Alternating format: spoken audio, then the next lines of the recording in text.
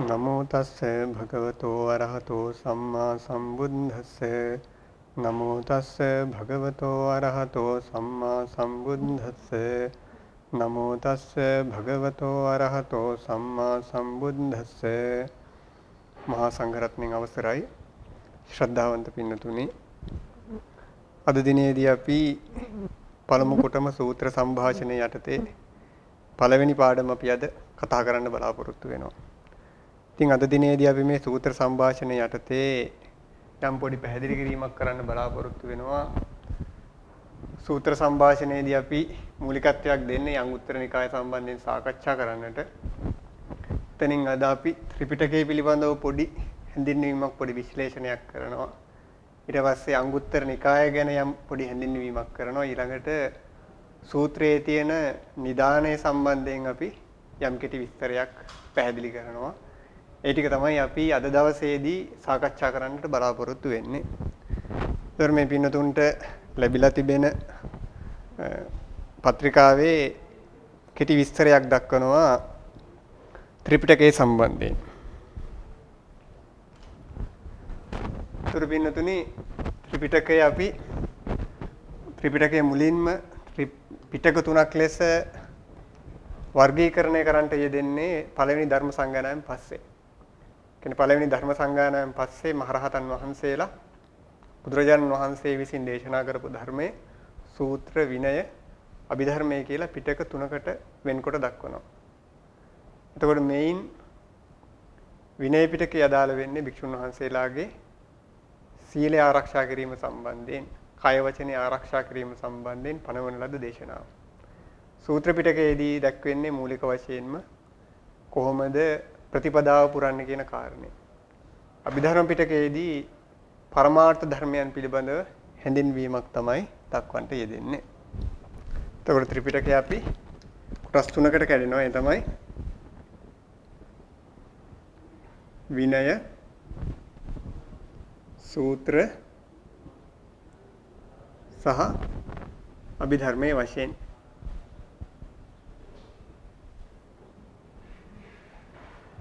එතකොට විනය පිටකයේ පොත් 5ක් තිබෙනවා.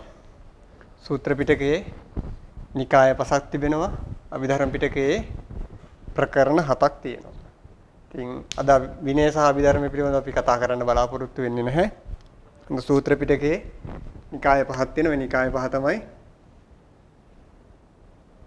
දීඝ නිකාය,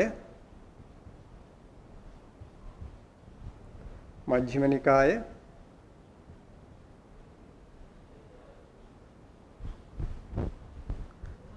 සංයුත්ත නිකාය,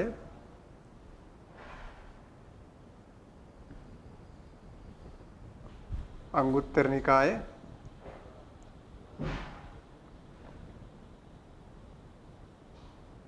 සහ ඛුද්දක නිකාය වශයෙන් සූත්‍ර පිටකයේ නිකාය 5කට වර්ගීකරණය කරලා තියෙනවා. දැන් මේ පින්නතුන්ට පෙනෙනවා අපි කරපු වර්ගීකරණේ විනය අටුවාවේ දක්වපු වර්ගීකරණයක් මේ ත්‍රිපිටකයේ සම්බන්ධයෙන් තිබෙන්නේ. එතකොට මේ වර්ගීකරණය සම්බන්ධයෙන් විනය පිටකයේ ප්‍රධාන වශයෙන් මූලික වෙලා තියෙන්නේ කුමක් මතද? සූත්‍ර පිටකයේ කුමක් මතද? අභිධර්ම පිටකයේ කුමක් මතද කියන එක දේශනා වශයෙන්, ශාසන වශයෙන්, කථා වශයෙන්, ශික්ෂා වශයෙන්, ප්‍රහාණ වශයෙන් කියන මෙන්න මේ කරුණු කාරණා යටතේ විනය අටුවාවේ විස්තර කරලා තියෙනවා. ඉතින් අපි මේ පිළිබඳව පැහැදිලි කරගත්තොත් එහෙම ඒතර විනය පිටකයේ සඳහන් කරන්නේ දේශනා වශයෙන් ආනාදේශනා කියලා. ආනා කියන එකේ අර්ථය තමයි පින්නතුනි අන කිරීම, පැනවීම කියන අර්ථය. එතකොට බුදුරජාණන් වහන්සේ මේ ශාසනයේ භික්ෂුන් වහන්සේලාට කය වචනේ කොහොමද සංවර කරගන්නේ කියන එක පණවන්ට යෙදුනේ භාග්‍යවතුන් වහන්සේ. එතකොට ඒ ශික්ෂාපදයන් සම්බන්ධයෙන් පැනවීමේ නුවණ බුදුරජාණන් වහන්සේටයි තිබෙන්නේ. ඒතර භාග්‍යවතුන් වහන්සේගේ නුවණට තමයි වැටහෙන්නේ මෙබඳු මට්ටමේ ශික්ෂාපදයන් පරාජිකා. මෙබඳු මට්ටමේ ශික්ෂාපදයන් සංඝාද්දේශ. මෙබඳු මට්ටමේ ශික්ෂාපදයන් තුලසි ඇවැත්. මෙබඳු මට්ටමේ ශික්ෂාපදයන් නිස්සග්ගේ පාචිත්‍ය. මෙබඳු මට්ටමේ ශික්ෂාපදයන් පාචිත්‍ය. මෙබඳු මට්ටමේ ශික්ෂාපදයන් පාටිදේශනීය. මෙබඳු ශික්ෂාපදයන් දුෂ්කට මෙබඳු ශික්ෂාපදයන් දුබ්භාසිත කියලා මෙන්න මේ විදිහට ඒ ඇවැත් කයින් වචනින් වැරදි වල වර්ගීකරණය කරන්නට ඒ වැරදි වල ප්‍රමාණය තීරණය කරන්නට පුළුවන් වෙන්නේ බුදුරජාන් වහන්සේගේ නුවණටයි. ඒ නිසා බුදුරජාන් වහන්සේ තමයි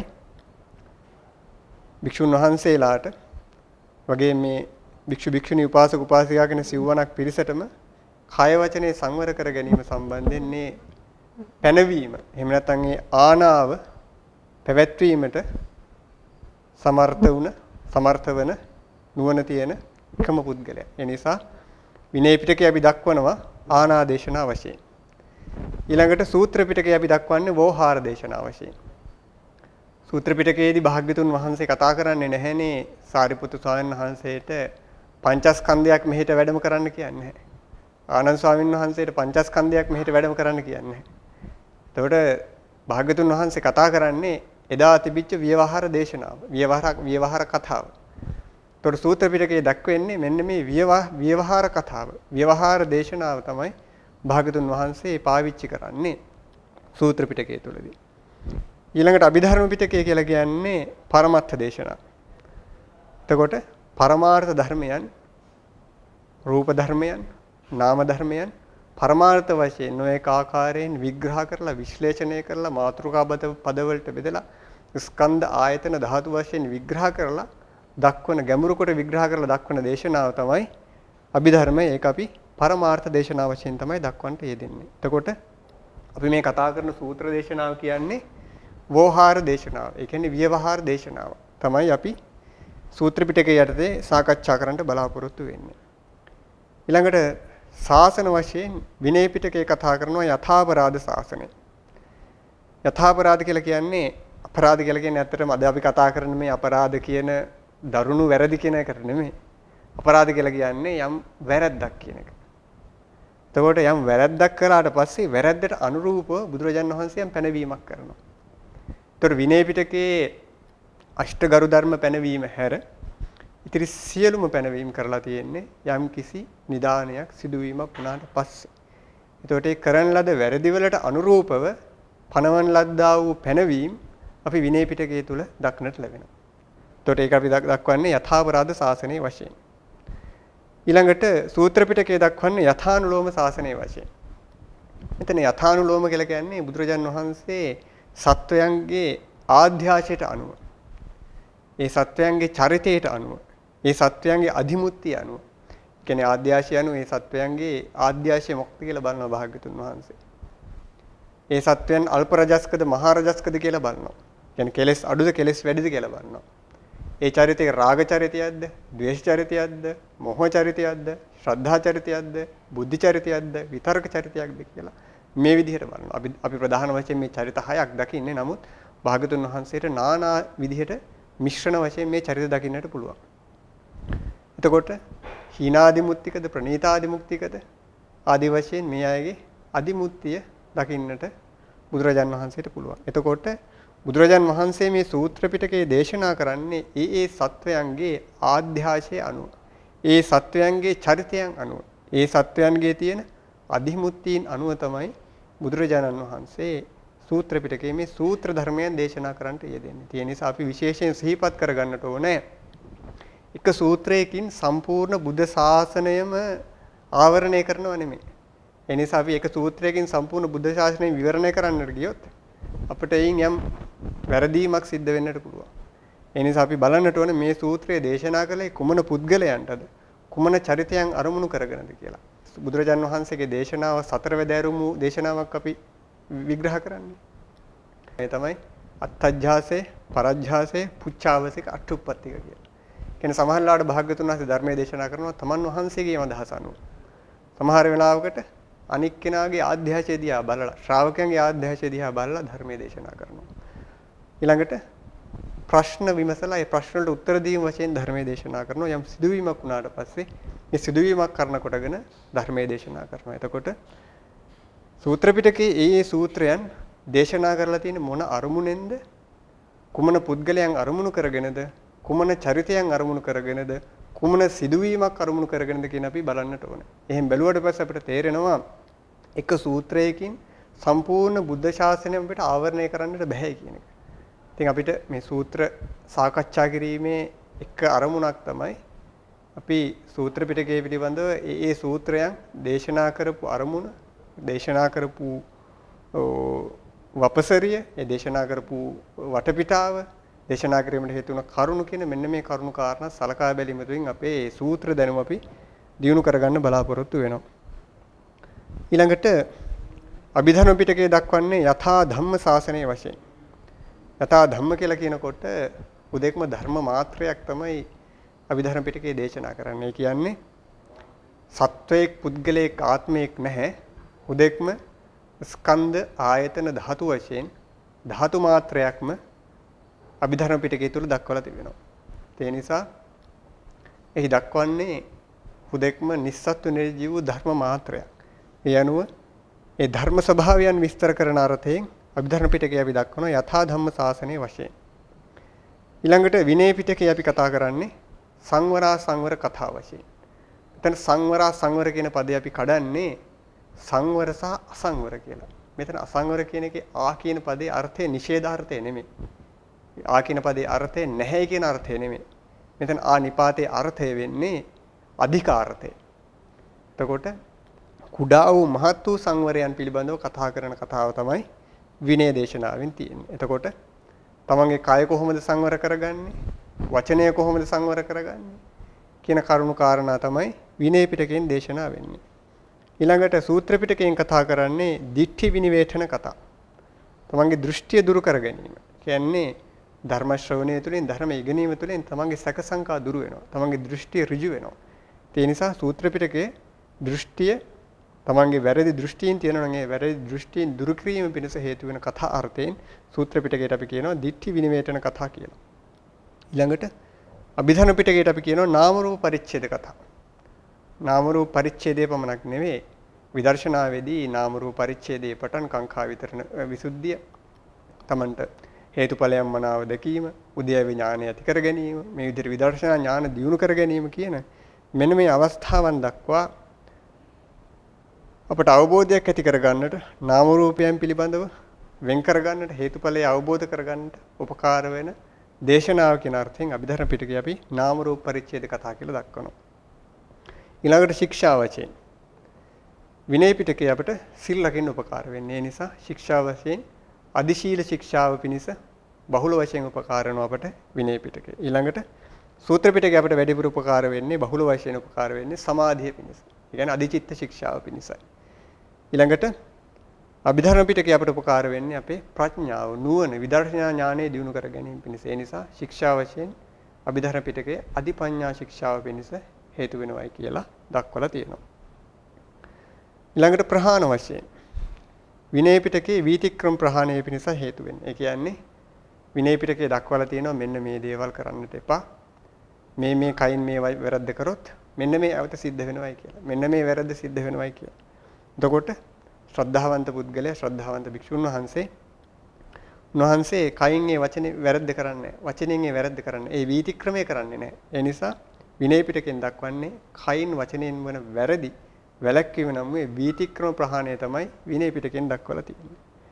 ඊළඟට සූත්‍ර පිටකයේ ධර්ම දැනුම තියෙන කෙනා සූත්‍ර පිටකයේ කියවනකොට ශ්‍රද්ධාව ඇති වෙනවා. මේ පුද්ගලයා ඊළඟට තම මෙන්න මේ විදිහට පිළිපදින්න ඕනේ කියලා හිතනවා. එහෙන් පිළිපදින්න ඕනේ කියලා හිතනකොට මෙයා කෙලස් දහම් දැනුමත් එකතු වෙලා ඒ ධර්මඥානිය උපකාරී කරගෙන තමන්ගේ සිතේ යම් රාගයක් ඇති වෙන්න තියෙනවා නම් ඒ රාගය යටපත් කරන්න උත්සාහවත් වෙනවා. හිතේ ඇති වෙන්න තියෙන, හිතේ පහළ වෙන්න තියෙන රාගය, හිතේ පහළ වෙන්න තියෙන ද්වේෂය, මෝහය, ඊර්ෂ්‍යාව, මානය කියන මෙන්න මේ අකුසල ධර්මයන් තමන්ගේ සිතේ පහළ නොවීම පිණිස, පරිඋත්ථාන වශයෙන් පහළ නොවීම පිණිස සූත්‍ර පිටකයේ ගැනීම, සූත්‍ර පිටකයේ ධර්මයේ උපකාර වෙනවා. ඊළඟට අභිධර්ම පිටකයේ උපකාර වෙන්නේ අනුශේධ ධර්මයන් ප්‍රහාණය කරන්නට. ඒ ප්‍රධාන වශයෙන් හේතු වෙන්නේ විදර්ශනා වඩනකොට ඒ අනුශේධ ධර්මයන්ට පහර වදිනවා. ඒ අනුශේධ ධර්මයන් විදර්ශනාවේ කෙලවර වශයෙන් දක්වන සතර මාර්ග ඥානයන් සාක්ෂාත් කිරීමේදී අනුශේධ ධර්මයන් සමුච්ඡේද වශයෙන් ප්‍රහාණය වෙනවා. ඒ නිසා අනුශේධ ධර්මයන්ගේ ප්‍රහාණය පිණිස හේතු වෙනවා අභිධර්ම පිටකය. ඊළඟට මේ ආකාරයට මේ ප්‍රහාණය විස්තර කරනවා තදංග ප්‍රහාණ, විස්කම්බන ප්‍රහාණ, සමුච්ඡේද ප්‍රහාණ වශයෙන්. එතකොට විනය පිටකයේ තියෙන්නේ තදංග ප්‍රහාණය පිණිස. කියන්නේ මොහතකට ඒකෙහි කෙලෙස් ධර්මයන් සිල් ආරක්ෂා කිරීම වශයෙන් මේ කෙලෙස් ධර්මයන් මොහතකට සංසිඳවන්නට විනය පිටකේ උපකාර වෙනවා. ඊළඟට සූත්‍ර පිටකේ අපි කතා කළා සමාධිය පිණිස හේතු වෙන්නේ. එතකොට ඒතර සමාධිය වඩන කෙනාට යම් කාල පරිච්ඡේදයක් මුළුල්ලේ කෙලෙස් ධර්මයන් යටපත් කරගෙන ඉන්නට පුළුවන්. ඊළඟට අභිධර්ම පිටකේ ඉගෙන ගැනීම අපි කතා කළා විදර්ශනාව සහ විදර්ශනාවේ කෙලවර පිණිස හේතු වෙනවා කියලා. එතකොට කෙලෙස් ධර්මයන් සමුච්ඡේද වශයෙන් තිරියක් නැතුව ප්‍රහාණය කිරීම පිණිස හේතු වෙනවා අභිධර්ම පිටකේ ඉගෙන ගැනීම. ඊළඟට ප්‍රහාණය ඊළඟ ආකාරයේ සඳහන් වෙන්නේ විනය පිටකේ, සූත්‍ර පිටකේ, අභිධර්ම පිටකේ දුච්චරිත සංකිලේශ, තණ්හා සංකිලේශ සහ දිට්ඨි සංකිලේශ කියන මෙන්න මේ සංකිලේශ ධර්මයන් දුරු කරන්නට පිළිවෙලින් හේතු වෙනවා කියන කාරණය. ତොර දුච්චරිත කියලා කියනකොට කයෙන් වචනයෙන් වන දුෂ්චරිතයන්. සීල ආරක්ෂා කිරීම තුලින් විනය පිටකයේ තුලින් කයෙන් වචනයෙන් වන දුෂ්චරිතයන් පිරිහීම, කයින් වචනයෙන් වන කිලුටටපත් වීම කියන එක නවත්වන්නේ විනය පිටකයේ තියෙන දේශනාවෙන්. ඊළඟට තණ්හාව. තණ්හාව කියලා අපි කියන්නේ කාමච්ඡන්දේටම කාමච්ඡන්දයක් තණ්හාවෙම එක්තරා ආකාරයක්. එතකොට සමාධියට ප්‍රතිපක්ෂ වෙන්නේ මොකක්ද? කාමච්ඡන්දේ. එතකොට සමාධියට කාමච්ඡන්දේ ප්‍රතිපක්ෂයි, කාමච්ඡන්දේට සමාධිය ප්‍රතිපක්ෂයි. සූත්‍ර පිටකයෙන් බහුල වශයෙන් උපකාර වෙන්නේ සමාධිය වඩන්නට. ඒ කියන්නේ සමාධිය වඩන්න උපකාර වෙනවා කියන්නේ තණ්හා කිලුට අයින් කරන්නට. තණ්හා කිලුට අයින් කරන්නට සූත්‍ර පිටකේ උපකාර වෙනවා. ඊළඟට අභිධර්ම පිටකේ ඉගෙන ගැනීමේදී තමන්ට නාම රූප ධර්මයන් මනාව වැටහෙනවා.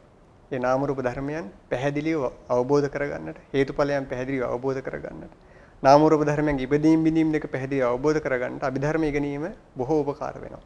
එතකොට මේ උපකාර වීම තුළින් තමන්ගේ සත්වයක් පුද්ගලයෙක් නැහැයි කියන එක ආත්ම දෘෂ්ටිය දුරු කරගන්නට, සත්ව පුද්ගල සංඥාව දුරු කරගන්නට හේතු වෙනවා. ඒ අර්ථයෙන් මේ දිට්ඨි සංකිලේශය දුරු කිරීම පිණිස, දෘෂ්ටියෙන් වන කිලිටි වීම දුරු කිරීම පිණිස හේතු වෙන අර්ථයෙන් අභිධර්ම පිටකයේ අපි දිට්ඨි සංකිලේශ වශයෙන් දක්වලා තියෙනවා. ඒතර වෙනතුනි මෙන්න මේ විදිහට තමයි සූත්‍ර පිටකයේ, විනය පිටකයේ සහ අභිධර්ම පිටකයේ ඒ දේශනා ආදී වශයෙන් වර්ගීකරණය දක්වලා තියෙන්නේ. මේ සියල්ලෙන් සියල්ල ඒකාන්තයෙන් ඒ විදිහටමයි කියන එක නෙමෙයි. මේ දක්වලා තියෙන්නේ යේ බුහයන, ඒ කියන්නේ බහුල වශයෙන්. බහුල වශයෙන් තමයි මේ ක්‍රමය, ණය ක්‍රමය දක්වලා තියෙන්නේ. එතකොට දැන් අපි පැහැදිලි කරගන්නට යෙදුනා විනය පිටකයේ ප්‍රධාන අරමුණ, විනය පිටකයෙන් ප්‍රහාණය වීම, සූත්‍ර පිටකයේ ප්‍රධාන අරමුණ, සූත්‍ර පිටකයෙන් ප්‍රහාණය වීම, අභිධර්ම පිටකයේ ප්‍රධාන අරමුණ, අභිධර්ම පිටකයේ කොහොමද ඒ ධර්මයේ ගැනීම තුළින් කොහොමද අපේ කෙලෙස් ධර්මයන් ප්‍රහාණය වෙන්නේ කියන මේ කරුණු කාරණා අපි පැහැදිලි කරගන්නට යෙදුනා. ඊළඟට අපි සූත්‍ර සංഭാෂණය යටතේ අපි ඇත්තටම කතා කරන්න බලාපොරොත්තු වෙන්නේ අංගුත්තර නිකායේ සූත්‍ර සියල්ලම නෙමේ, අංගුත්තර නිකායේ තියෙන සූත්‍ර කිහිපයක් තෝරාගෙන ඒ සූත්‍ර අට කතා ටීකාවලට අනුකූලව යම් ව්‍යාකරණ විග්‍රහයන් දක්වමින් යම් ණය ක්‍රමයන්ුත් උපකාරී කරගෙන අපි සූත්‍ර පිළිබඳව යම් අවබෝධයක් ඇති කරගන්නට මේ සූත්‍ර සංഭാෂණය තුළින් අපි බලාපොරොත්තු වෙන්නේ. එතකොට අපිට සූත්‍ර සියල්ලම කතා කරන්නට බැහැ. නමුත් අපි යම් පමණක් යම් සූත්‍ර තෝරාගෙන ඒ සූත්‍ර අට කතා ටීකාවලට අනුකූලව කොහොමද අපි අර්ථ ගන්න කියන එක අපි මේ සූත්‍ර සංഭാෂණ පාඨමාලාව යටතේ සාකච්ඡා කරන්නට බලාපොරොත්තු වෙනවා. ඒතර අංගුත්තර නිකාය කියනකොට මේ අංගුත්තර කියලා කියන පදේ හැදිලා තියෙන්නේ කොහොමද? අංග උත්තර කියන පද දෙකෙන් තමයි අංගුත්තර කියන එක හැදිලා තියෙන්නේ. ඒතර අංග කියන්නේ සිංහල වචනේ අංග කියන අර්ථයම තමයි. ඒතර මේ විග්‍රහය දක්වලා තියෙනවා. ඒ තමයි ඒකේකාදීහි අංගෙහි උපරෝපරි උත්තරෝ අධිකෝ අංගුත්තරෝ. එතකොට එකක්, දෙකක්, තුනක්, හතරක් ආදී වශයෙන් මෙන්න මේ අංග කැටි කරලා, මේ අංග සංග්‍රහ කරලා ධර්ම විග්‍රහය දැක්වීම අපි දක්වනවා අංගුත්තර නිකාය කියලා. ඒතර මෙන්න මේ දහම් කරුණු අංගුත්තර නිකායේ දහම් කරුණු නිපාත 11කට, ඒ කියන්නේ කොටස් 11කට වර්ගීකරණය කරලා තිබෙනවා. ඒවා 11කට වර්ගීකරණය කරලා තියෙන්නේ එක බැගින් තියෙන දහම් කරුණු, දෙක බැගින් තියෙන දහම් කරුණු, තුන බැගින් තියෙන දහම් කරුණු, හතර බැගින් තියෙන දහම් කරුණු, පහ බැගින් තියෙන දහම් කරුණු, 6 බැගින් තියෙන දහම් කරුණු, 7 බැගින් තිබෙන දහම් කරුණු, 8 බැගින් තිබෙන දහම් කරුණු, 9 බැගින් තිබෙන දහම් කරුණු, 10 බැගින් තිබෙන දහම් කරුණු, 11 බැගින් තිබෙන දහම් කරුණු වශයෙන් දහම් කරුණු ඒ වගේ අංග මත වර්ගීකරණය කරලා නිපාත 11කට දක්වලා තිබෙනවා.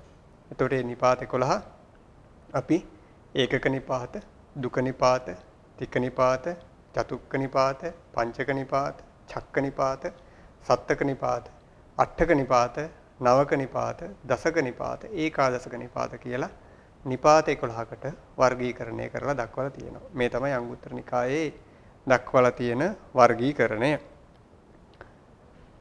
ඉතින් අටුවාවේ දැක්වෙනවා පින්නතුනි පළවෙනි ධර්ම සංගායනාවෙන් පස්සේ කාටද මේ අංගුත්තර නිකායේ භාර කරේ කියලා. අනුරුද්ධ මහරහතන් වහන්සේ ඇතුළු අනුරුද්ධ මහරහතන් වහන්සේගේ ශිෂ්‍ය පිරිසට තමයි අංගුත්තර නිකාය භාර කරා කියලා දැක්වෙන්නේ. ඒ වගේම අපි අහලා තියෙනවා ශාසන අන්තර්ධානය ගැන. ශාසන අන්තර්ධානයේදී පරියප්ති අන්තර්ධානය ගැන සඳහන් වෙනවා. ඒ පරියප්ති අන්තර්ධානයේදී මුලින්ම අතුරුදහන් වෙන්නේ අභිධර්ම පිටකය. ප ဋ ාණ ප්‍රකරණයේ පටන් අභිධර්ම පිටකයේ ධම්මසංගණී දක්වා අතුරුදහන් වෙනවා.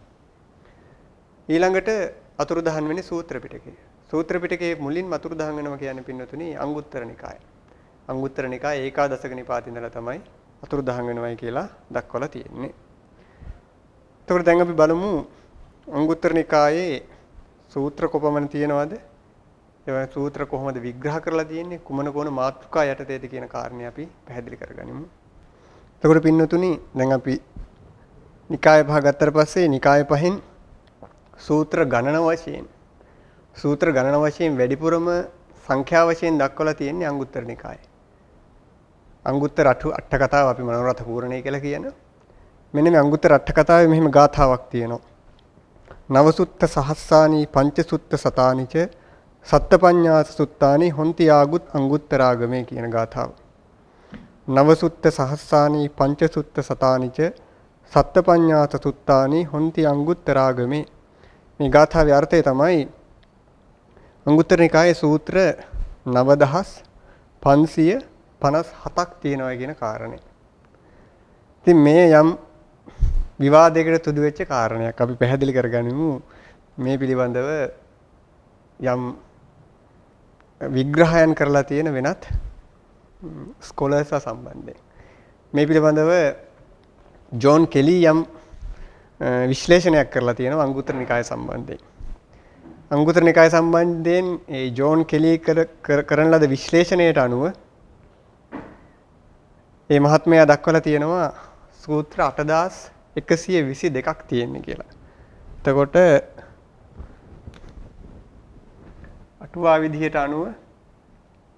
අටුවාවට අනුව සූත්‍ර කීයක්ද තියෙන්නේ? 9557ක්.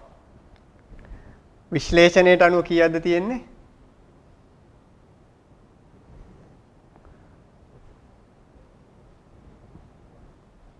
විශ්ලේෂණයට අනුව තියෙන්නේ 8122ක්. හරිනේ. අටුවාවට අනුව සූත්‍ර 9557ක් තියෙනවා. විශ්ලේෂණයට අනුව සූත්‍ර 8122ක් තියෙනවා. එතකොට අපි දන්නේ නැහැ හරියටම මෙතනින් මෙහෙම සූත්‍ර අඩුනේ කුමන කාරණයක් නිසාද කියන එක අපිට පැහැදිලි කරගන්නට තාම මූලාශ්‍ර නැහැ. බුරුම රට තුලත් පින්නතුනේ අංගුත්තර නිකාය අධ්‍යයනය කරනකොට අපි ඒ පෙය්‍යාල දිගහැරීම කියන එක सिद्ध කරනවා. විශේෂයෙන් තියෙනවා රාග පෙය්‍යාල කියන පෙය්‍යාල. ඒතර මේ පෙය්‍යාල දිගහැරීම අපි सिद्ध කරනවා. මේ පෙය්‍යාල දිගහැරියට පස්සේ අපිට පහසුවෙන්ම සූත්‍ර කීයක් තියෙනවද කියලා හොයාගන්නට පුළුවන්. අපි ඒ කාලේ එහෙම සූත්‍ර ගාන ඔක්කොම එකතු කරන්න නම් උත්සාහවත් වුණේ නැහැ. නමුත් ඒක ගොඩාක් අමාරු දෙයක් නෙමෙයි. ඒ පෙය්‍යාල ටික දිගහැරියට පස්සේ අපිට දිගහැරෙන ක්‍රමයක් තියෙනවා. ඒ දිගහැරියට පස්සේ අපිට සූත්‍ර කීයක් තියෙනවද කියලා ගණන් කරලා එකතු කරන්න පුළුවන්. ඒ නිසා සූත්‍රයම් අඩුවක් තියෙනවා. ඉතින් ඒ අඩුව අපි දන්නේ නැහැ කොයි කාලෙද අඩුනේ කියන එක අටුවාවට වැරදුනා කියලා අපිට කියන්නටත් බෑ. ඒ නිසා සූත්‍රයේ වල අංගුත්තර නිකායේ සූත්‍රවල යම් අඩුවක් වෙලා තියෙන බව මේ විශ්ලේෂණය සහ අටුවා විග්‍රහය සලකා බැලීමේදී අපට පැහැදිලි වෙනවා. ඊළඟට අපි බලමු අංගුත්තර නිකාය සංක්ෂේප කරාට පස්සේ අංගුත්තර නිකායේ සියලු කරුණු සම්පින්ඩණය කරොත් එහෙනම් මොනවද මෙහි තියෙන කරුණු කාරණා කියලා. සියල්ලෙන් සියල්ල කරුණු කාරණා සියල්ල මාතෘකාව වලට කැටිකොට දක්වන්නට බෑ. අට කතාවේ තියෙන විස්තරයකට අනුව කෝදාගොඩ ඥානාලෝක මහානායක ස්වාමින් වහන්සේ අංගුත්තර නිකාය සංඥාපනයේදී විස්තර කරලා දක්වලා තියෙනවා මෙන්න මේ දහම් කරුණු මෙන්න මේ මාතෘකා යටතේ තියෙනවා කියන කාරණය. ඊළඟට අපේ නිවන් දැකීමේ ප්‍රධාන ප්‍රතිපදාව තමයි සීල සමාධි ප්‍රඥාවන් දියුණු කිරීම. ඒතර අංගුත්තර නිකායේ දැක්වෙන කාරණයක් තමයි සීල සමාධි ප්‍රඥාවන් සම්බන්ධයෙන් බොහෝ විස්තර තියෙනවා අංගුත්තර නිකාය තුල. මේ පින්නතුන්ට තමන්ගේ පත්‍රිකාවෙන් දකින්න පුළුවන් මේ විස්තර. එතකොට සීල සමාධි ප්‍රඥාවන් දියුණු කර ගැනීම ගැන විස්තර දක්වලා තියෙනවා. ඊළඟට අපි ගනිමු සීලය සම්බන්ධයෙන්. කොහොමද සීල ආරක්ෂා කරන්නේ කියන එක සම්බන්ධයෙන් තියෙනවා. චාරිත්‍ර ශීලයේ වාරිත්‍ර ශීලයේ සම්බන්ධයෙන් ඊට පස්සේ දුතංග වැඩිම සම්බන්ධයෙන් විසුද්ධි මාර්ගයේ තරම් විස්තර නැහැ. නමුත් දුතංග සම්බන්ධයෙන් විස්තර දක්වලා තියෙනවා අංගුත්තර නිකාය තුල. ඊළඟට අල්පේච්ඡතාදී ගුණ කොහොමද දියුණු කරගන්නේ? ඒ මහේච්ඡතාදී අගුණයන් කොහොමද යටපත් කරගන්නේ? එහි තියෙන විපාක මොනවද කියන කාරණා පැහැදිලි කරලා තියෙනවා. ඊළඟට අපි බැලුවොත් එහෙම සමත භාවනාවේ පැතර යෙදුනොත් එහෙම සමත භාවනා සම්බන්ධයෙන් විග්‍රහයන් දක්වලා තියෙනවා. කසින භාවනා සම්බන්ධයෙන්, කායගත සතිය සම්බන්ධයෙන්, අසුභ භාවනා සම්බන්ධයෙන් අංගුත්තර නිකාය තුල විග්‍රහයන් දක්වලා තියෙනවා. ඊළඟට කෙලෙස් ධර්මයන් සම්බන්ධයෙන් අපි කලින් කතා කළේ රාග ආදී පෙය්‍යාල කියලා. විශේෂයෙන්ම කෙලෙස් ධර්මයන් සම්බන්ධයෙන් නොඑක ආකාරයෙන් විග්‍රහ විවරණ නීවරණ සම්බන්ධයෙන් අනුසේ ධර්මයන් සම්බන්ධයෙන් සංයෝජන ධර්මයන් සම්බන්ධයෙන් ඒ වෝහාර දේශනාව අනුව කෙලෙස් ධර්මයන් පිළිබඳව විග්‍රහයන් දක්වලා තියෙනවා අංගුත්තර නිකාය තුල. ඊළඟට සමාධිය සම්බන්ධයෙන් කතා කරනකොට රූපාවචර අරූපාවචර ධ්‍යාන සම්බන්ධයෙන් එතනින් එහාට ගිය අභිඥා සම්බන්ධයෙන් විස්තර විවරණ දක්වලා තියෙනවා. ඊළඟට අපි බුදුදහමේ ප්‍රධාන ඉගැන්වීම් කතා කරනකොට චතුරාර්ය සත්‍ය ධර්මයේ පටිච්චසමුප්පාද ධර්මයේ කියන මෙන්න මේ කරුණු කාරණා පිළිබඳවත් අංගුත්තර නිකායේ විස්තර දක්වලා තියෙනවා.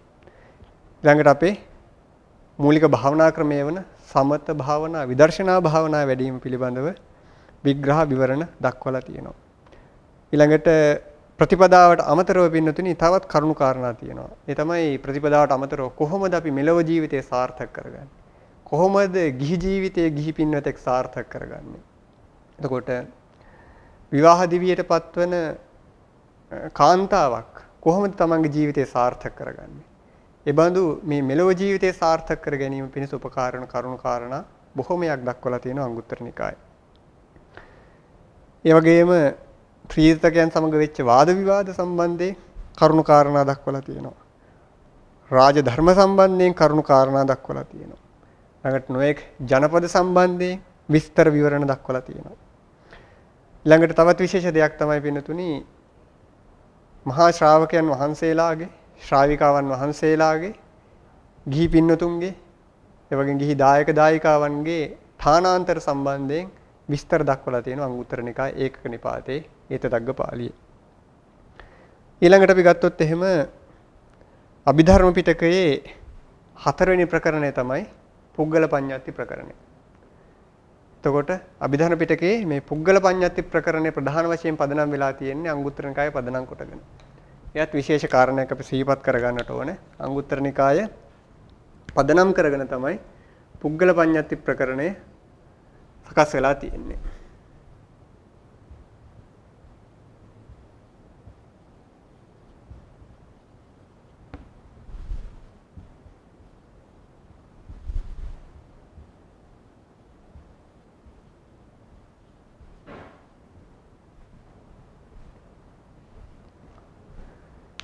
ඊළඟට අපි බුද්ධ චරිතය සම්බන්ධයෙන් කතා කරොත් එහෙම බුද්ධ චරිතය සම්බන්ධයෙන් කරුණු කාරණා නොඑක් තැන්වල විසිරලා තියෙනවා. එතකොට යම් විස්තරයක් තියෙනවා බුද්ධ වංශ අටුවාවේ බුද්ධ වංශ පාළියේදී. නමුත් පිළිවෙල විස්තරයක් දක්වලා නැහැ. ඉතින් මේ පිළිවෙල විස්තරය බුරුමේ හිටපු පළවෙනි ත්‍රිපිටක මහතෙරුන් වහන්සේ විචිත්ත සාරාභිවංශ කියන සාන්නාංශේ දීර්ඝ වශයෙන් විස්තර කරලා පොතක් ලියලා තියෙනවා. ඒ බුද්ධ චරිතය සම්බන්ධයෙන්. ඉතින් මේ බුද්ධ චරිතය සම්බන්ධ වෙන බුදුරජාණන් වහන්සේ බෝසතාණන් වහන්සේගේ බෝසත් චරිතය සම්බන්ධයෙන් උන්වහන්සේ බුදු වීමට පළමුවෙන් සිහින දැකීම, බුද්ධත්වයට පත්වීම, ඊළඟට පිරිනිවන් පෑම කියන මෙන්න මේ බුද්ධ චරිතයේ යම් අවස්ථා කිහිපයක් නෙමෙයි අවස්ථා බොහෝ ප්‍රමාණයක් දැක්වෙන බුද්ධ චරිතය අංගුත්තර නිකාය තුලින් අපට විද්‍යමාන වෙනවා. ඒ වගේම ශාසනයේ දියුණුව පිණිස හේතු වෙන කරුණු මොනවද? ශාසනයේ පිරිහීම පිණිස හේතු වෙන කරුණු මොනවද කියන මෙන්න මේ කරුණු කාරණාත් බොහෝ වශයෙන් කතා කරලා තියෙනවා අංගුත්තර නිකාය තුල අන් නිකායන්ට සාපේක්ෂව. තොර පින්නතුනි අටුවා විවරණයට අනුව කොණ්ඩාගොඩ ඥානාලෝක ස්වාමීන් වහන්සේත් ඒ වගේම භික්ඛු බෝධි කියන තෙරුන් වහන්සේත් කරන ලද විවරණයකට අනුව තමයි අපි මේ විස්තරය සපයන්ට යෙදුනේ. ඉතින් ජෝන් කෙලි අංගුත්තර නිකාය සම්බන්ධයෙන් යම් තවත් විශ්ලේෂණයක් කරලා තියෙනවා. අංගුත්තර නිකායේ මෙන්ම ඒ වගේම අනික් නිකායවල සූත්‍ර වල තියෙන ප්‍රධාන මාතෘකා කිහිපයක් වෙන් කරගෙන. ඒ තමයි ඍජුවම ගිහි ජීවිතයේ පිණිස බලපාන සූත්‍ර මොනවද? වක්‍රාකාරයෙන් ගිහි ජීවිතයේ පිණිස බලපාන සූත්‍ර මොනවද? එතකොට මේ විග්‍රහයට අනුව ජෝන් කෙලි කියලා තියෙනවා අංගුත්තර නිකායේ තියෙනවා ඍජුවම ගිහි ජීවිතයේ පිණිස බලපාන ගිහි ජීවිතයේ දියුණුව පිරිහීම සම්බන්ධයෙන් විස්තර කරලා තියෙන සූත්‍ර 125ක් තියෙනවා අංගුත්තර නිකාය තුල.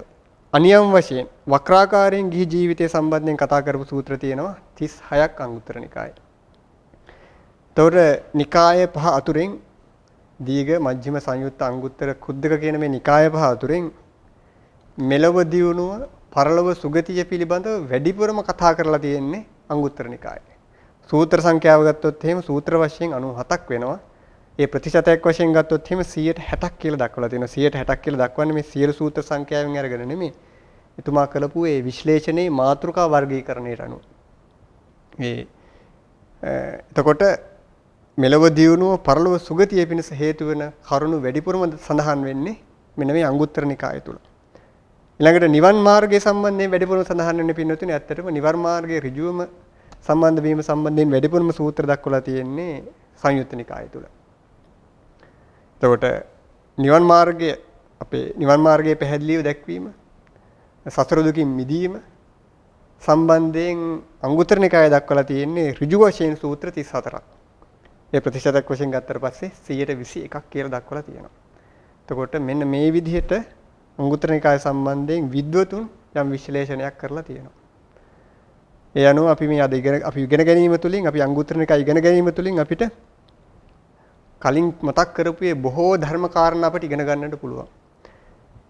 අපේ මෙලොව ජීවිතය සාර්ථක කරගන්න ආකාරය, පරලොව ජීවිතය සාර්ථක කරගන්න ආකාරය පමණක් නෙවෙයි, අපේ නිවන් මාර්ගය කොහොමද විවර කරගන්නේ? අපේ නිවන් ගමන කොහොමද සකස් කරගන්නේ කියන ආකාරය අපි නිවන් දැකීම පිණිස සීල සමාධි ප්‍රඥාවන් කොහොමද වඩන්නේ කියන මෙන්න මේ කරුණු කාරණා අංගුත්තර නිකාය තුළ දක්වලා තිනවා. අපිට ඉතින් අංගුත්තර නිකාය පරිශීලනය කිරීම තුළින් අටුවා ටීකාවන්ට අනුව ව්‍යාකරණ විග්‍රහයන්ට අනුව පරිශීලනය කිරීම තුළින් අපිට මේ පිළිබඳව මනා දැනුමක් ලබා ගන්නට පුළුවන්.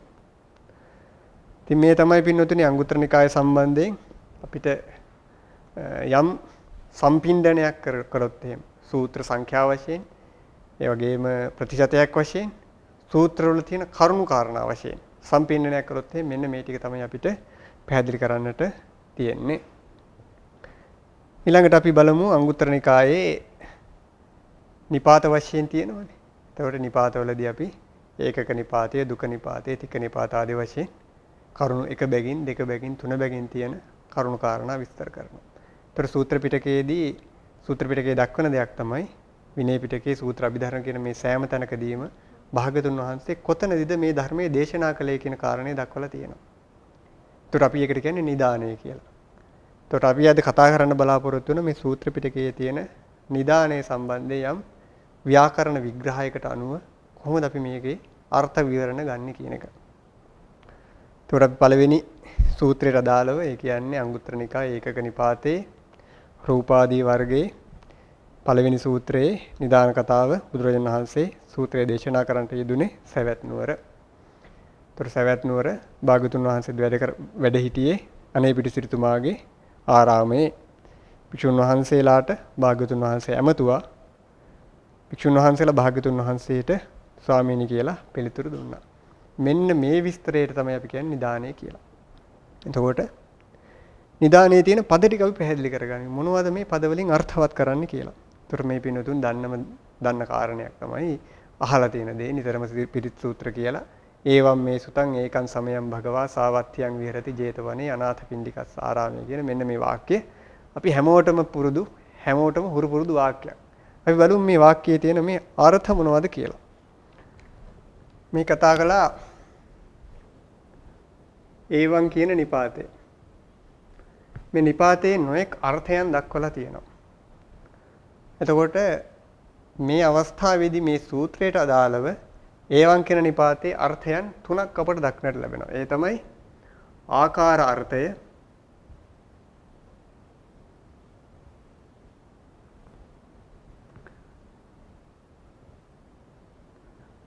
නිදස්සන අර්ථය,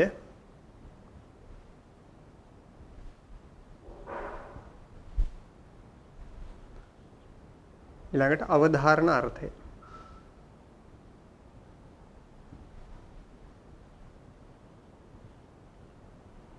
ආකාර, නිදස්සන, අවධාරණ කියන මෙන්න මේ අර්ථ තුනේ ඒවං කියන නිපාතේ යෙදලා තියෙනවා. ඒතර මොකක්ද මේ ආකාර අර්ථය කියලා කියන්නේ?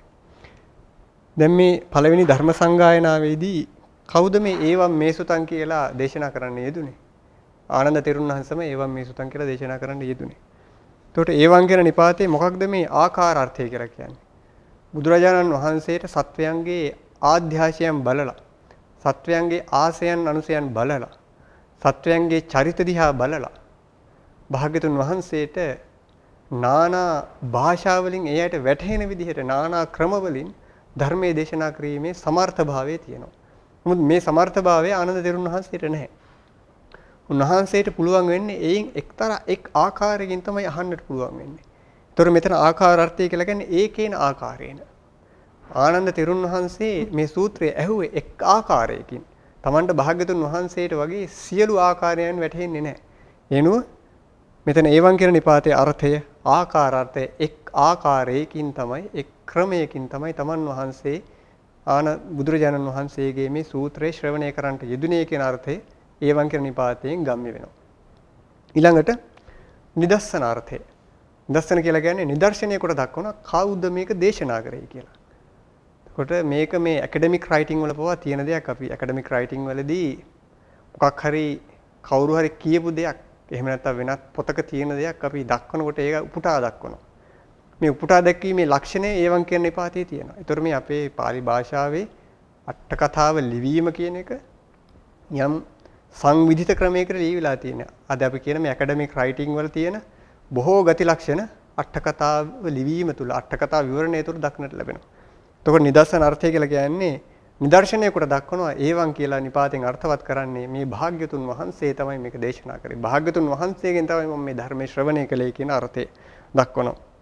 ඊළඟට අවධාරණාර්ථය. අවධාරණාර්ථය කියලා කියන්නේ බුදුරජාණන් වහන්සේගෙන් ආනන්ද තෙරුන් වහන්සේ යම් ධර්මයක් ශ්‍රවණය කළා නම් ඒ ශ්‍රවණය කළ ධර්මයේ අඩුවක් නැහැ. අපි කියන අනූනයි, අනධිකයි, අනඤ්ඤාතයි. ඒ කියන්නේ බුදුරජාණන් වහන්සේගෙන් ධර්මයක් ශ්‍රවණය කරා නම් එයින් කිසි දෙයක් අඩු කරේ නැහැ ආනන්ද ස්වාමීන් වහන්සේ. ආනන්ද ස්වාමීන් වහන්සේ වැඩි කරෙත් නැහැ. ඒ වගේම ආනන්ද ස්වාමීන් වහන්සේ අන් ආකාරයකට ප්‍රකාශ කළෙත් නැහැ. භාග්‍යතුන් වහන්සේම ආනන්ද තෙරුන් වහන්සේට ඨානාන්තර ලබා දෙනවා. සතිමන්ත, ගතිමන්ත, දිතිමන්ත, බහුශ්‍රුත, උපට්ඨාග භික්ෂුන් අතර අග්‍රස්ථානයි කියලා. තෙරුන් වහන්සේ සතිමන්ත භික්ෂුන් අතර අග්‍රස්ථානයි. බහුශ්‍රුත භික්ෂුන් අතර අග්‍රස්ථානයි. ඒ නිසා ආනන්ද තෙරුන් වහන්සේට ඒ බුදුරජාණන් වහන්සේගෙන් ධර්මයේ ශ්‍රවණය කරා නම් උන්වහන්සේ ඒ ශ්‍රවණය කරපු ධර්මයේ ප්‍රකාශ කරන උන්වහන්සේ අඩු කරලා ප්‍රකාශ කරන්නෙත් නැහැ, වැඩි කරලා ප්‍රකාශ කරන්නෙත් නැහැ, අන් ආකාරයෙන් ප්‍රකාශ කරන්නෙත් නැහැ. ඒ නිසා මෙන්න මේ ස්වභාවය අනූන අනධික අනඤ්‍යත කියන අර්ථයන් අවධාරණය කරමින් තමයි ඒවං කියන නිපාතේ අර්ථවත් වෙලා තියෙන්නේ. ඒතර දැන් පැහැදිලි ඇති ඒවං කියන නිපාතේ පින්නතුනි මෙන්න මේ ආකාර තුනක යෙදලා තියෙනවා. කිසිම හේතුවකින් තොරව අර්ථයකින් තොරව නෙමෙයි මේ නිපාතයෙන් ඉදලා තියෙන්නේ. සාමාන්‍යයෙන් අපි ඒවං කියන නිපාතයේ විග්‍රහ කරන්නේ මෙසේ කියන අර්ථය. ඊට වැඩිය එහා ගැඹුරට ගියපු අර්ථයක් මෙන්න මේ නිපාතයන් තුල බුදුරණාහිගේ දේශනාව තුල තියෙනවා. මේ තමයි පින්නතුනේ අපි පැහැදිලි කරන්නේ පටිසම්භිදා ප්‍රාප්ත වීම පිණිස හේතු වෙන්නේ මේ බඳු ධර්මඥානයක් ඇති කර ගැනීම විශේෂයෙන්ම නිරුත්ති පටිසම්භිදාව පිණිස ව්‍යාකරණ ඉගෙනීම හේතු වෙනවා. වගේම ධර්මයේ නැවත නැවත විවරණේ විග්‍රහ කිරීම අපට චතුපටිසම්භිදා ලැබීම වෙනසම හේතු වෙනවා. ඉතින් මෙන්න මේ විදිහට අපිට සියල්ලෙන් සියල්ලම කියන්න අපිට තරම් නුවණක් නැහැ. නමුත් අපි නැවත නැවත ව්‍යාකරණ විග්‍රහයන් අනුව අභිධර්ම විවරණයන් අනුව ධර්මයේ විශ්ලේෂණය කරමින් ඉගෙන ගැනීම ප්‍රතිසම්භිදා ප්‍රාප්ත වීම පිණිස හේතු වෙනවා. ඉතින් අපට හරියටම කුමන මට්ටමද කියන්නට තරම් අපිට නුවණක් නැහැ. බුදුරජාන් වහන්සේටයි සර්වඥතා ඥානය තියෙන්නේ. ඉතින් උන්වහන්සේ නුවණින් දක්වපු ඒ අට කතා ක්‍රමයේ තුල භාගතුන් වහන්සේ දක්වපු ක්‍රමයන් විවරණ ක්‍රමයන් මහරහතන් වහන්සේලා විසින් විවරණය කොට දක්වලා තියෙනවා අපිට. ඉතින් මේ පටිසම්භිදා ප්‍රාප්ත මහරහතන් වහන්සේලා ගෙන විවරණය කරපු ක්‍රමයට තමයි අපිත් මේ සූත්‍ර ධර්මයන් විවරණය කරන්නට බලාපොරොත්තු වෙන්නේ. ළඟට ඒවන් කියලා කියන්නේ මෙන්න මේ නිපාත පදේ මේ අර්ථ දෙකේ අර්ථ තුනක යෙදිලා මෙන්න මේ අර්ථ තුනේ යෙදිලා තියෙනවා ඒවන් කියන නිපාතේ. ඊළඟට මේ ඒවන් මේ කියලා පදයක් තියෙනවානේ.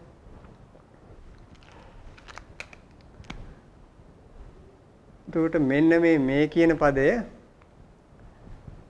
පාලි ව්‍යාකරණයේ මොන විභක්තිය වලද යෙදෙන්නේ සාමාන්‍යයෙන් දන්නවා මේ පින්නතුන් සාමාන්‍යයෙන් පාලි දැනුමක් තියෙන පින්නතුන් වශයෙන් දන්නවා මේ කියන නිපාතේ අර්ථ තුනක යෙදিলা තියෙනවා. ඒ තමයි තතියා විභක්තිය, චතුත් විභක්තිය සහ චට්ටි විභක්තිය. ඒතර මේන් අපිට මේ අවස්ථාවේ අපිට අර්ථ දෙකක් ගන්නට පුළුවන්. ඒ තමයි තතියා විභක්තිය සහ චට්ටි විභක්තිය.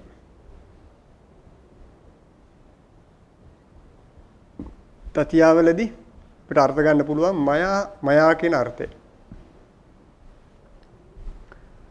චට්ටිවලදී ගන්න පුළුවන් මම කියලා.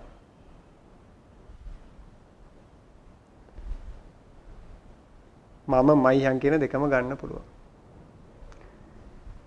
ඒවන් මේ කියනකොට අපි මයා කියනකට මා විසින් චට්ටි අර්ථය ගන්නකොට මගේ කියලා අර්ථය ගන්න පුළුවන්. ඊළඟ පදයට එක්ක අපි සම්බන්ධ වුණාට පස්සේ තමයි අපිට අර්ථය පැහැදිලි වෙන්නේ. ඒවන් මේ සුතං.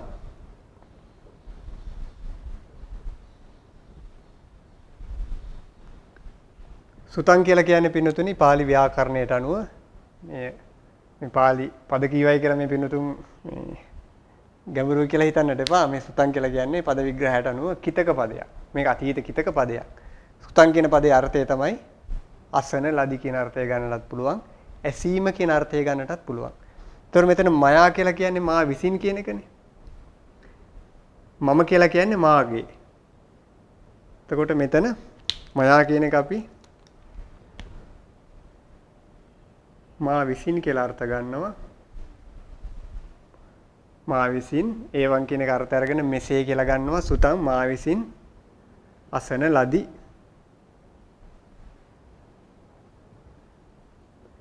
ඒ විදිහට අර්ථ ගන්නවා. ඊළඟට මම කියන විදිහට පදයට අර්ථ ගත්තොත් එහෙම මම කියලා කියන්නේ මම මයිහන් කියලා ගත්තොත් එහෙම මාගේ සුතං කියන පදේ ඇසීම කියන අර්ථය ගන්න පුළුවන් අපිට. ඇසීම මාගේ ඇසීම මෙසේ විය කියලා අර්ථ ගන්නට පුළුවන් අපිට. අපි ගන්නවා පාලි ආද්‍යහාර පදයක් ගන්නවා අහෝසි කියලා. අහෝසි කියන පදේ අර්ථය විය කියන අර්ථය. අපි අර කලින් කියපු ඒවන් කියන නිපාතයේ සියලුම අර්ථම සලකන්නේ නැහැ. දැන් අපි බැලුවොත් එහෙම මා විසින් මෙසේ අසන ලදි. මාගේ ඇසීම මෙසේ විය කියලා මෙන්න මේ අර්ථ දෙක අපිට ගන්නට පුළුවන්. ඒවන් මේ සුතං කියන මෙන්න මේ පදේ අපිට මෙන්න මේ විදිහට අර්ථ දෙකක ගන්නට පුළුවන්. ඒවන් කියන පදේ අර්ථය කලින් කතා කළා වගේ ආකාර නිදර්ශන අවධාරණ ගැන අර තුනටම ගන්න පුළුවන්. සාමාන්‍යයෙන් අපි කෙටියෙන් මේ වාක්‍ය මේ පද තුන පරිවර්තනය කළොත් එහෙම මා විසින් මෙසේ අසන ලදි. එහෙම නැත්නම් මාගේ ඇසීම මෙසේ විය කියලා අපිට අර්ථ ගන්නට පුළුවන්. ඔන්න ඔය විදිහට අර්ථ විවරණ දෙකකට අපිට ඒවන් මේ සුතං කියන පදයේ අර්ථ දක්වන්නට පුළුවන්. පද තුන අර්ථ දක්වන්නට පුළුවන්. ඊළඟට අපි තවදුරටත් බලමු මේ සුතං කියන පදයේ අර්ථ අපි ඉදිරියට මීටත් වැඩිය ගැඹුරට කතා කරන්න බලාපොරොත්තු වෙනවා. දල වශයෙන් අපි බැලුවොත් එහෙනම් කවුද මේක ඇහුවේ? මේ ඇහුවේ ආනන්ද තෙරුන් වහන්සේ. ආනන්ද තෙරුන් වහන්සේ කියන්නේ ශෛක්ෂයන් වහන්සේ නම. තෙරුන් වහන්සේ සෝවාන් මාර්ගඵලලාභී ඒ කාලෙදී මේ අහනක වෙලාවේදී. කියන වෙලාවේ රහතන් වහන්සේ නම. අහපු වෙලාවේදී උන්වහන්සේ සෝවාන් වෙලා හිටියේ. එතකොට මේ සුතං කියන පදයට අදාළව අභිධර්ම අර්ථ අපි අහින්දොත් එහෙම සුතං කියන පදේ අභිධර්ම අර්ථය මොකක්ද? සුතං කියන පදේ අපිට අභිධර්ම අර්ථ ගන්නට පුළුවන්. ආනන්ද තෙරුන් වහන්සේගේ සිතේ පහළ වෙච්ච කුසල විපාක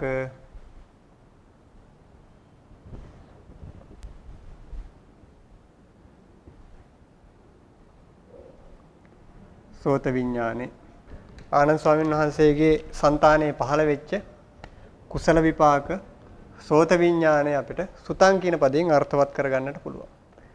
අපි චිත්ත වීති වශයෙන් ගත්තොත් එහෙම ద్వාර වශයෙන් ගත්තොත් එහෙම සෝතද්්වාරික චිත්ත වීතිය. මේ පින්නතුන්ට මේ අවස්ථාවේදී දැන් බලන්න පුළුවන් මොකද්ද මේ අවස්ථාවේ පහළ වෙච්ච චිත්ත වීතිය. ඒතර කුසල විපාක සෝතද්්වාරික චිත්ත වීතියක් පහළ වුණා. ඊළඟට කුසල ජවන පහළ වෙමින් චිත්ත වීතියක් පහළ වුණා. මොන ඔය විදිහට මේ සුතං කියන පදයට අදාළව ආනන්ද තෙරුන් වහන්සේගේ సంతානයේ පහළ වෙච්ච කුසල විපාක සෝතද්්වාරික චිත්ත වීතියෙන් තමයි අභිධර්ම අර්ථ වශයෙන් අපි අර්ථවත් කරන්නේ.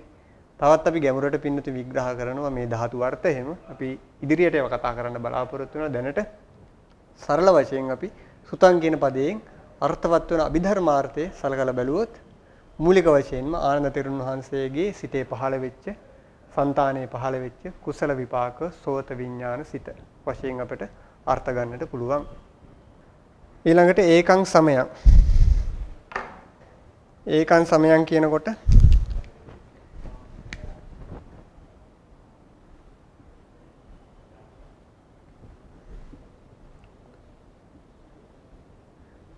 ඒකං සමයං කියනකොට අපි එක්තරා සමයේක්ඛ කියලා තමයි අපි අර්ථ දෙන්නේ. ඒතර ඒකං කියන පදයෙන් අර්ථවත් කරන්නේ මේ ගණන තමයි පෙරසින්දින්නේ.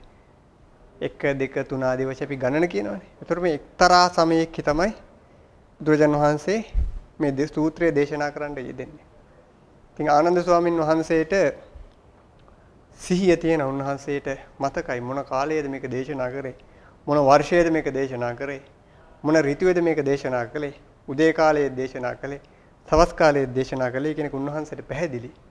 නමුත් අනාගතයේහි භික්ෂුන් වහන්සේලාට පහසුවෙන් දරා ගැනීම පිණිස එක්තරා සමයේක්ඛ කියලා තමයි දේශනා කරන්නට යෙදුනේ. නැත්තම් ඒක සූත්‍රයට අදාළව වර්ෂ, උතු, කාලය දැක්වනම් එහෙම දරා ගැනීමට බොහෝ අපහසු වෙනවා. ප්‍රධාන අර්ථයේ කාලය නෙමෙයි, ප්‍රධාන අර්ථය වෙන්නේ සූත්‍රයේ අඩංගු හරය, ධර්ම කරුණ. ඒ නිසා සූත්‍රයේ දක්වන්නට යෙදුනේ ඒකං සමයං එක්තරා කාලයේක්ඛ කියන අර්ථයයි. එතකොට මෙන්න මේ සමයං කියන පදයෙන් අර්ථවත් කරන්නේ මෙතන කාලාර්ථය. සමයං කියන පදේ අර්ථ 9ක යෙදෙනවා. ව්‍යාකරණ තුල මෙයින් දක්වන්නේ සමයං කියන පදයෙන් කාලාර්ථය තමයි දක්වන්නේ. එක්තරා කාලයක එක්තරා සමයක කියන අර්ථය තමයි අපි අර්ථ ගන්න. දැන් අපි කතා කළා ඒවම් මේ සුතං ඒකං සමයං කියන පදයන්ගේ අර්ථය. භගවා තමයි මේ පදේ කතෘ. ඒවම් මේ සුතං ඒකං සමයං භගවා. සාවත්ථියං විහෙරති 제තවනේ අනාථ පිණ්ඩිකස්ස ආරාමේ. ළඟට සාවත්ථියං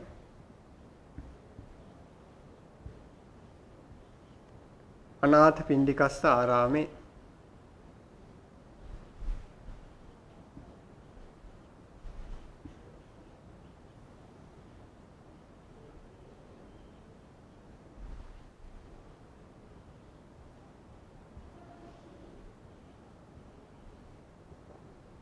ඇයි මෙතන තැන් දෙකක් දක්වන්න යෙදුනේ. එතකොට ව්‍යාකරණ විග්‍රහ කරලා තියෙන්නේ සාවත්‍යයන් කියලා කියන්නේ මේ අවස්ථාවේදී සමීපාර්ථයේ වශයෙන් දක්වලා තියෙන්නේ ඒ ව්‍යාකරණ විග්‍රහය දක්වනවා ආසන්න සහ දූර වශයෙන්. එතකොට මෙතන දක්වලා තියෙන්නේ ආසන්න අර්ථය තමයි භාගතුන් වහන්සේ ඇත්තටම වැඩ හිටියේ කොහෙද? ඇත්තටම භාගතුන් වහන්සේ වැඩ හිටියේ ජේතු කුමාරට අයත් තිබුණු අනේපිඬු සිටුතුමා විසින් කරපු ජේතවනාරාමයේ තමයි භාගතුන් වහන්සේ වැඩ සිටියේ. නමුත් මේ වැඩ සිටපු ආරාමයේ තිබුණේ කොහෙද? සවැත් නුවර. එතකොට සමීප අර්ථයෙන් භාගතුන් වහන්සේ වැඩ සිටපු විහාරයේ සමීප අර්ථයෙන් සවැත් නුවර කියන එක මෙතන ව්‍යාකරණ විග්‍රහයට අනුව අපි දක්වන්නේ සමීප අවකාශ අර්ථයක් කියලා. එතකොට මෙන්න මේ විදිහට සවැත් නුවර ජේතවනාරාමේ භාග්‍යතුන් වහන්සේ විහෙරති. විහෙරති කියලා කියන්නේ පාලියට අනුව මේ ක්‍රියාවක්. එතකොට ඇත්තට මේ ක්‍රියාව වර්තමාන කාලේ තිබුණාට අතීත අර්ථයක් තමයි හඟවන්නේ.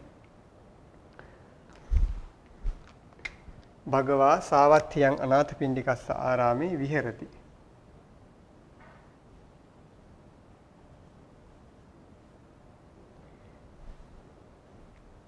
විහෙරති කියන පදයේ සාමාන්‍ය අර්ථය වැඩ වාසය කරනවා කියන එක. භාග්‍යතුන් වහන්සේ වැඩ වසන සේක. එතකොට අපි මේකේ අභිධර්මාර්ථ ගත්තොත් එහෙම විහෙරති කියන පදයට අදාළවත් අභිධර්මානුකූලව අර්ථ හතරක් විග්‍රහ කරනවා. ඒ තමයි දිබ්බ විහාර, ග්‍රහ්ම විහාර, අරිය විහාර, ඉරියාපත විහාර කියලා විහාර හතරක් දක්වනවා. දිබ්බ විහාර කියලා කියන්නේ රූපාවචර, අරූපාවචර ධාන සමාපත්තිය. භාග්‍යවතුන් වහන්සේට අදාළ වන රූපාවචර, අරූපාවචර ක්‍රියා ධාන සමාපත්තියෙන් තමයි අදාළ වෙන්නේ. බ්‍රහ්ම විහාර කියලා කියන්නේ මෛත්‍රී, මුදිතා, කරුණා, උපේක්ෂා ගැන මේ බ්‍රහ්ම විහාරයන්ට සංවේදීම. අරිය විහාර කියලා කියන්නේ ඵල සමාපත්තියන සංවේදීම.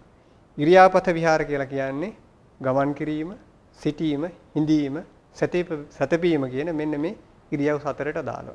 ඒතර මේ අවස්ථාවේදී භාග්‍යතුන් වහන්සේ අර්ථවත් කරන්නේ මොන විහාරයේද? මේ අර්ථවත් කරන්නේ භාග්‍යතුන් වහන්සේ මේ අවස්ථාවේ වැඩ හිටිය. අපි බොහෝ දුරට භාග්‍යතුන් වහන්සේ ධර්ම දේශනා කරනකොට උන්වහන්සේ ධර්මාසනයේ වැඩ හිටියා. උන්වහන්සේ වැඩ හිටපු භාග්‍යතුන් වහන්සේ හිඳීම් ඉරියව්වෙන් වැඩ හිටපු ඉරියාපත විහාරය තමයි මේ අවස්ථාවේදී අපි විහෙරති කියන පදයෙන් අභිධර්මානුකූලව අර්ථ ගන්නට සුදුසු වෙන්නේ. යම් කිසි කෙනෙකුට කියන්නට පුළුවන් භාග්‍යතුන් වහන්සේ ධර්මයේ දේශනා කරන අතරතුරේදී සාදුකාර පවත්වන අතරතුරේදී ඵල සමාපත්තියන සංවේදනය කියලා කියනවා. නමුත් ඒට එහෙම වුණාට අපි මේ ගන්නේ ප්‍රධාන අර්ථය, මූලික අර්ථය. මූලික අර්ථයෙන් ගත්තට පස්සේ ඉරියාපත විහාරයට තමයි අපි විග්‍රහ කරලා දක්වන්නේ. ළඟට භාග්‍යතුන් වහන්සේ සවැත් නුවර ජේතවනාරාමේ අනේපිඬු සිටුතුමාගේ ආරාමෙහි වැඩ වාසය කරනසේක. එය තමයි සරල අර්ථය ඒ වාක්‍යයේ. ඊළඟට අපි ඊළඟ වාක්‍යයට ගියොත් එහෙම తත්‍ර කෝ භගවා භික්ඛු ආමන්තේසි. ඊළඟ අපි ගත්තොත් తත්‍ර කියලා කියනකොට එයත් తත්‍ර කියලා කියන්නේ නිපාතයක්. ඒතකොට తත්‍ර කියන එක ආකාර අර්ථ දෙකක යෙදෙනවා. ඒ තමයි తත්‍ර සමයේ, తත්‍ර ආරාමයේ කියලා කාල වශයෙන් සහ දේශ වශයෙන් අපට අර්ථ ගන්නට පුළුවන්. ඒ කාලයෙහි, ඒ ආරාමයෙහි කියන අර්ථ ගන්නට පුළුවන්. తත්‍ර සමයේ, తත්‍ර ආරාමයේ කියලා ඒ කාලයෙහි, ඒ ආරාමයෙහි తත්‍ර කෝ භගවා. ඊළඟට මෙන්න මේ නිපාත පදියක් තියෙනවා කෝ කියලා. ඒතකොට යම් කිසි කෙනෙක් අහන්නට පුළුවන් මොකටද මේ අර්ථයක් නැති දේවල් තියෙන්නේ? මොකටද මේ නිපාත පදයන් තියෙන්නේ කියලා. එතකොට මේ නිපාත පදයන් අර්ථ රහිතව යෙදුව නෙමෙයි. අට කතාව තුළ දක්වනවා මෙතන මේ කෝ කියන නිපාතයේ අර්ථ විග්‍රහ තුනක දක්වලා තියෙනවා. ඒ තමයි පද පූර්ණාර්ථය, අවධාරණාර්ථය සහ ආදිකාලාර්ථය කියලා.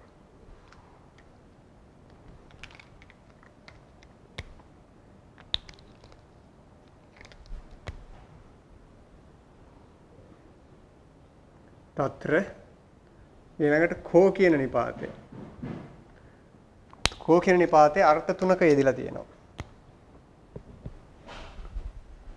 පද පූර්ණාර්ථය,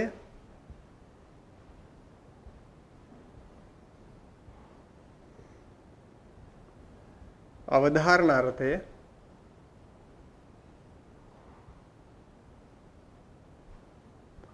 ඊළඟට ආදි කාල අර්ථය.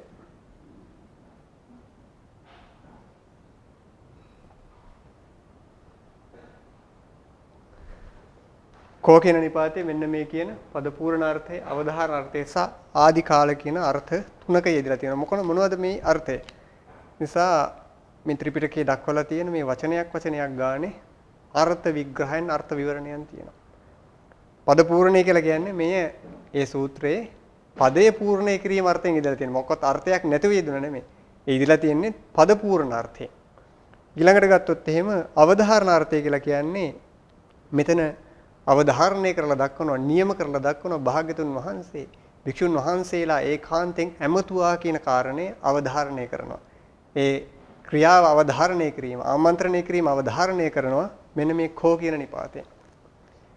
ඊළඟට ආදි කාලාර්ථය කියලා කියන්නේ පින්නතුනි මේ ව්‍යාකරණයේ දක්වන්නේ වාක්‍ය ආරම්භ වශයෙන් කියලා. ඒ කියන්නේ දැන් වාක්‍යයක් ආරම්භ කරන්න යන්නේ.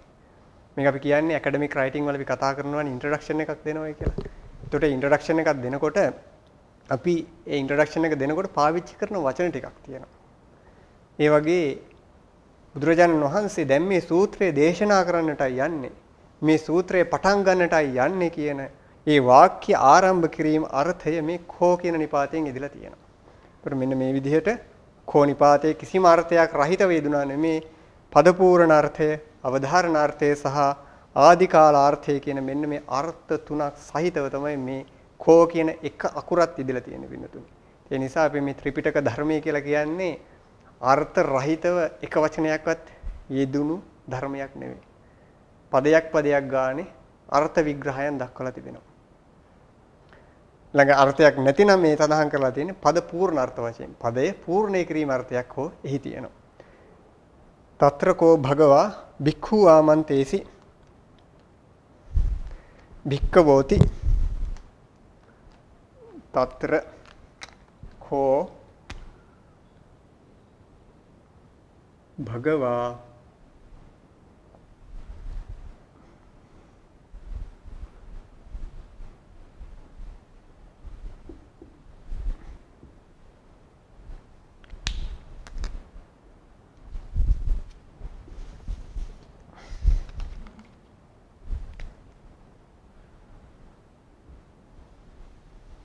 භික්ඛවෝති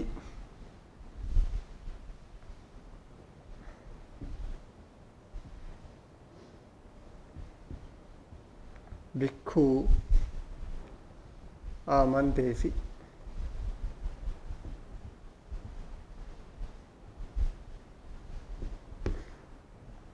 తත්‍ර එකලෙක්හි ඒ ආරාමෙහි භගවා භාග්‍යවතුන් වහන්සේ භික්ඛවෝ ඉති මහණෙනි යයි භික්ඛු භික්ෂුන් වහන්සේලා ආමන්තේසි ආමන්ත්‍රණය කළසේක. එතකොට මේ පදේනුත් ඉදලා තියෙන යම් අර්ථයකින්. මෙතන භගවා කියනකොට ඒ කතෘ මේ භගවා කියන පදේ අර්ථය පින්නතුනි දීර්ඝ වශයෙන් විස්තර කරලා තියෙනවා විසුද්ධි මාර්ගයේ බුද්ධානුස්සති නිර්දේශයේ. ඒ නිසා භගවා කියන ගුණය සම්බන්ධයෙන් දීර්ඝ විවරණ බලා ගන්නට අවශ්‍ය නම් මේ පින්නතුන්ට විසුද්ධි මාර්ගයේ බුද්ධානුස්සති විවරණය බලන්නට පුළුවන්. తත්‍ර එකල්හි එහෙම නැත්නම් ඒ ආරාමෙහි භගවා භාග්‍යතුන් වහන්සේ භික්ඛු භික්ෂුන් වහන්සේලාට භික්ෂුන් වහන්සේලාව භික්ඛවෝ ඉති මහණෙනි යයි ආමන්තේසි ආමන්ත්‍රණය කළසේක. මේක තමයි මේ වාක්‍යයේ අර්ථය. ඒතකොට ඇයි මේ භික්ඛවෝති කියලා කිව්වේ? යම් දේශනාවක් කරන විට ඒ දේශනාව කරන ශ්‍රාවක පිරිස ඇමතීම දේශනාවට පළමුවෙන් කරන දෙයක්. ඒක ලෝකයේ සම්මත දෙයක්. කවුරුන් දේශනාවක් කළත් මේ දේශනාව ශ්‍රවණය කරන ශ්‍රාවකයන් අමතනවා. ඒතර මෙතන ඉන්න ප්‍රධාන ශ්‍රාවක පිරිස තමයි භික්ෂුන් වහන්සේලා. එතකොට ශාසනය රකින්න, ශාසනය ආරක්ෂා කරන, ශාසනයේ ප්‍රධාන සිව්වණක් පිරිස ප්‍රධාන පිරිස තමයි භික්ෂුන් වහන්සේලා. මෙතනින් බුදුරජාණන් වහන්සේ භික්ෂුන් වහන්සේ ඇමතුවයි කියලා අන් අය ඇමතුවේ නැහැ කියලා සඳහන් වේ. අදහස් කරන්නේ ප්‍රධාන පිරිස ඇමතීමෙන් අන් අයත් ඇමතීම අර්ථවත් වුණා කියන අදහස් වුණා කියන අර්ථයට ගන්නට ඕනේ. ඒතර මෙතනින් භික්කවෝති කියලා ආමන්ත්‍රණය කළේ මහණෙනි කියලා සිහිය උපද්දවන්නට. මහණෙනි දැන් ධර්මයේ දේශනා කරන්නට යන්නේ කියලා. සිහිය උපදවන්නට සති ජනනත්තං කියලා කියන්නේ. සිහිය උපදවන්නට තමයි භාගතුන් වහන්සේ මේ ආමන්ත්‍රණය කළේ මහණෙනි කියලා. ඒතර භාගතුන් වහන්සේ මහණෙනි යයි භික්ෂුන් වහන්සේලා ආමන්ත්‍රණය කළසේක. ඊළඟ වාක්‍ය තේ භික්ඛු භගවතෝ පච්චස්සෝසුං භගවා ඒතදවෝච.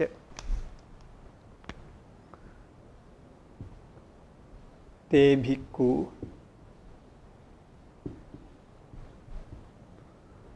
භගවතෝ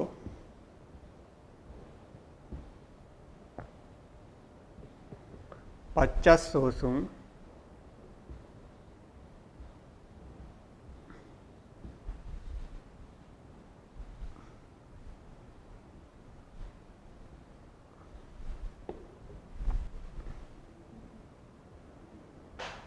භගවා